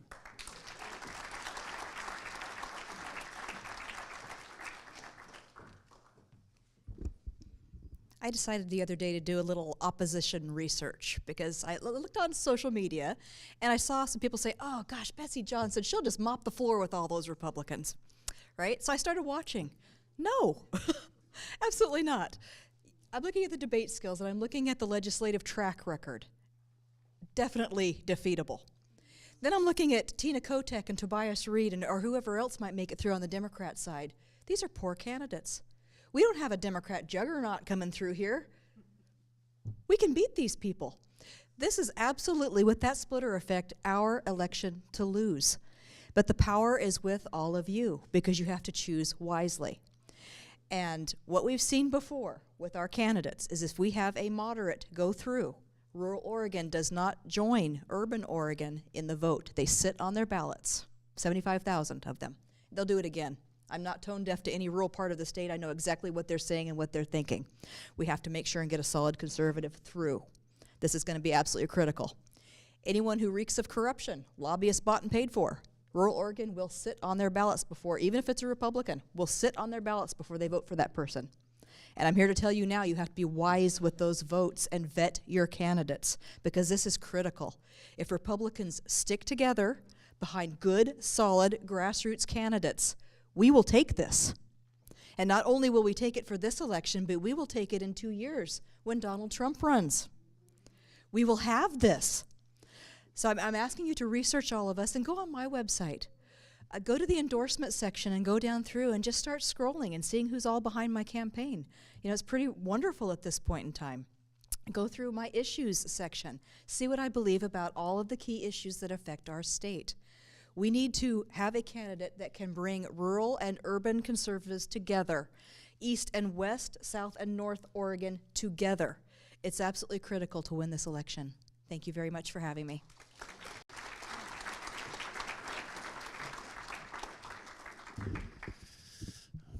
Can I say they saved the best to second to last, Nick? Is that okay? Can I? Sorry. You guys, it's been a long night, and it has been an awesome night. The questions that you've raised are some of the best that I've encountered. So, and again, it speaks to the grit of Linn County and the folks here in this room. So for me, I stand here like a lot of the candidates appear with love in my heart and humility, because I've been all over this state. I too got a nod from Lars Larson today, and I did not expect that. That was a real honor just to be recognized, and he said nice things. The issue is one of the reasons I got that nod is because I'm a school superintendent who said no to the government. I didn't wait till a Republican was in office, didn't wait till we had a majority in the House or the Senate. And because I'd worked with Republicans in the Senate mainly, but also in the House for many, many years, one of the common things I would say over the years is, you guys need to learn how to fight. Republicans were broken, but now we're stronger. Now it's gotten so bad that there is no equivocating. We're all used to being called bigots and racists. It's lost its effect. I stand up here with many scars, the most investigated candidate in the race, the most maligned, the most attacked. I was on the national news. The governor herself called me out, and she got something she didn't expect. I hit her right back. We have to learn how to fight. And I know how to fight. But even better, I speak woke. Because how is it that I haven't been canceled? That's the question, and that's what qualifies me. Governor Brown declared me the Alcee problem, and I'm here to tell you that Governor Brown's problem is your next governor. Thank you.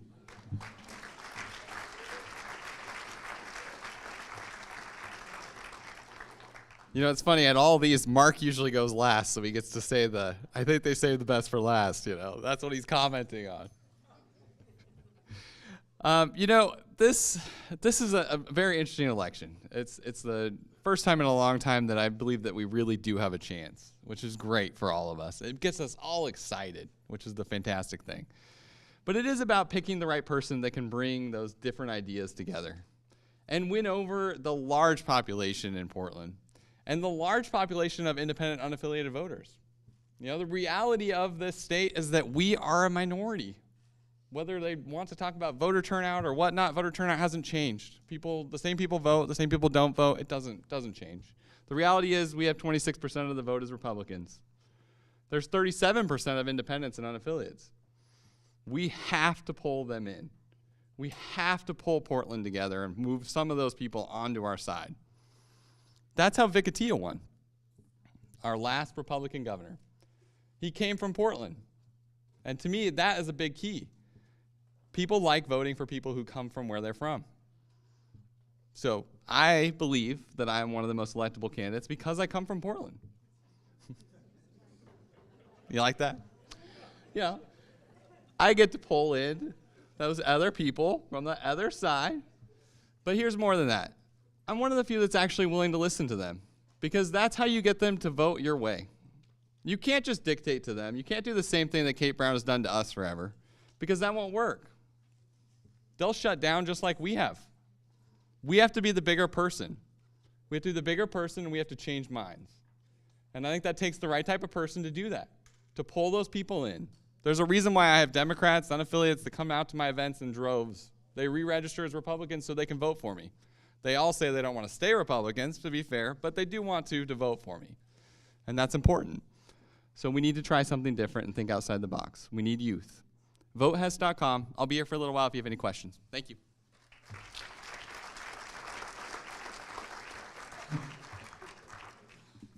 All right, so before we close out, I do want to address an incident that happened earlier that you guys all probably remember.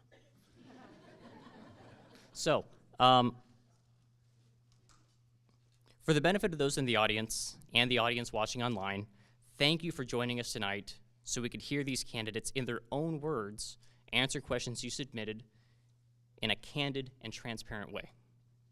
Prior to this event, we debated on how to expand the reach of the event and if we would permit broadcasting by others.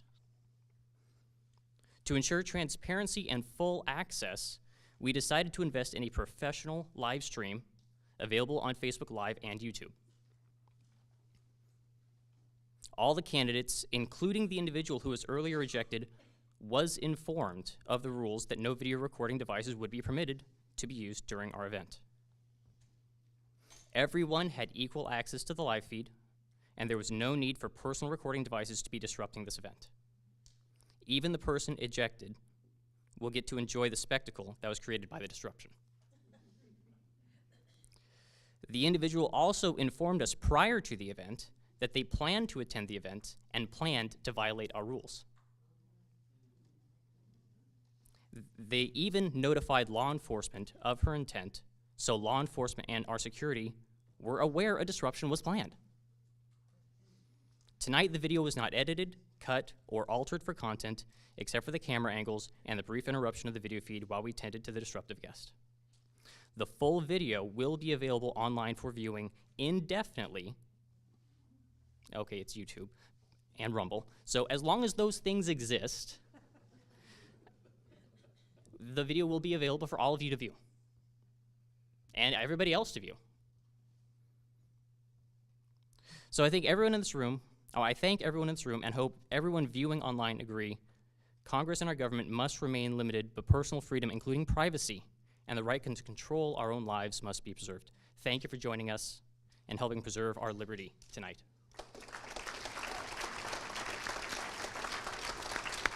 All right, and candidates, you guys just want to come up, so pictures or whatever. So candidates will be up in front of the stage, so if you want to take pictures of everybody that decided to stay around to the end, you guys can go ahead and do that. Thank you. Well, no, this is for like the candidates up here. You can take pictures of the. All right, got time for one picture. Okay, everybody was worried she wasn't going to get a ride home. One picture. What are we doing here? Well, the idea was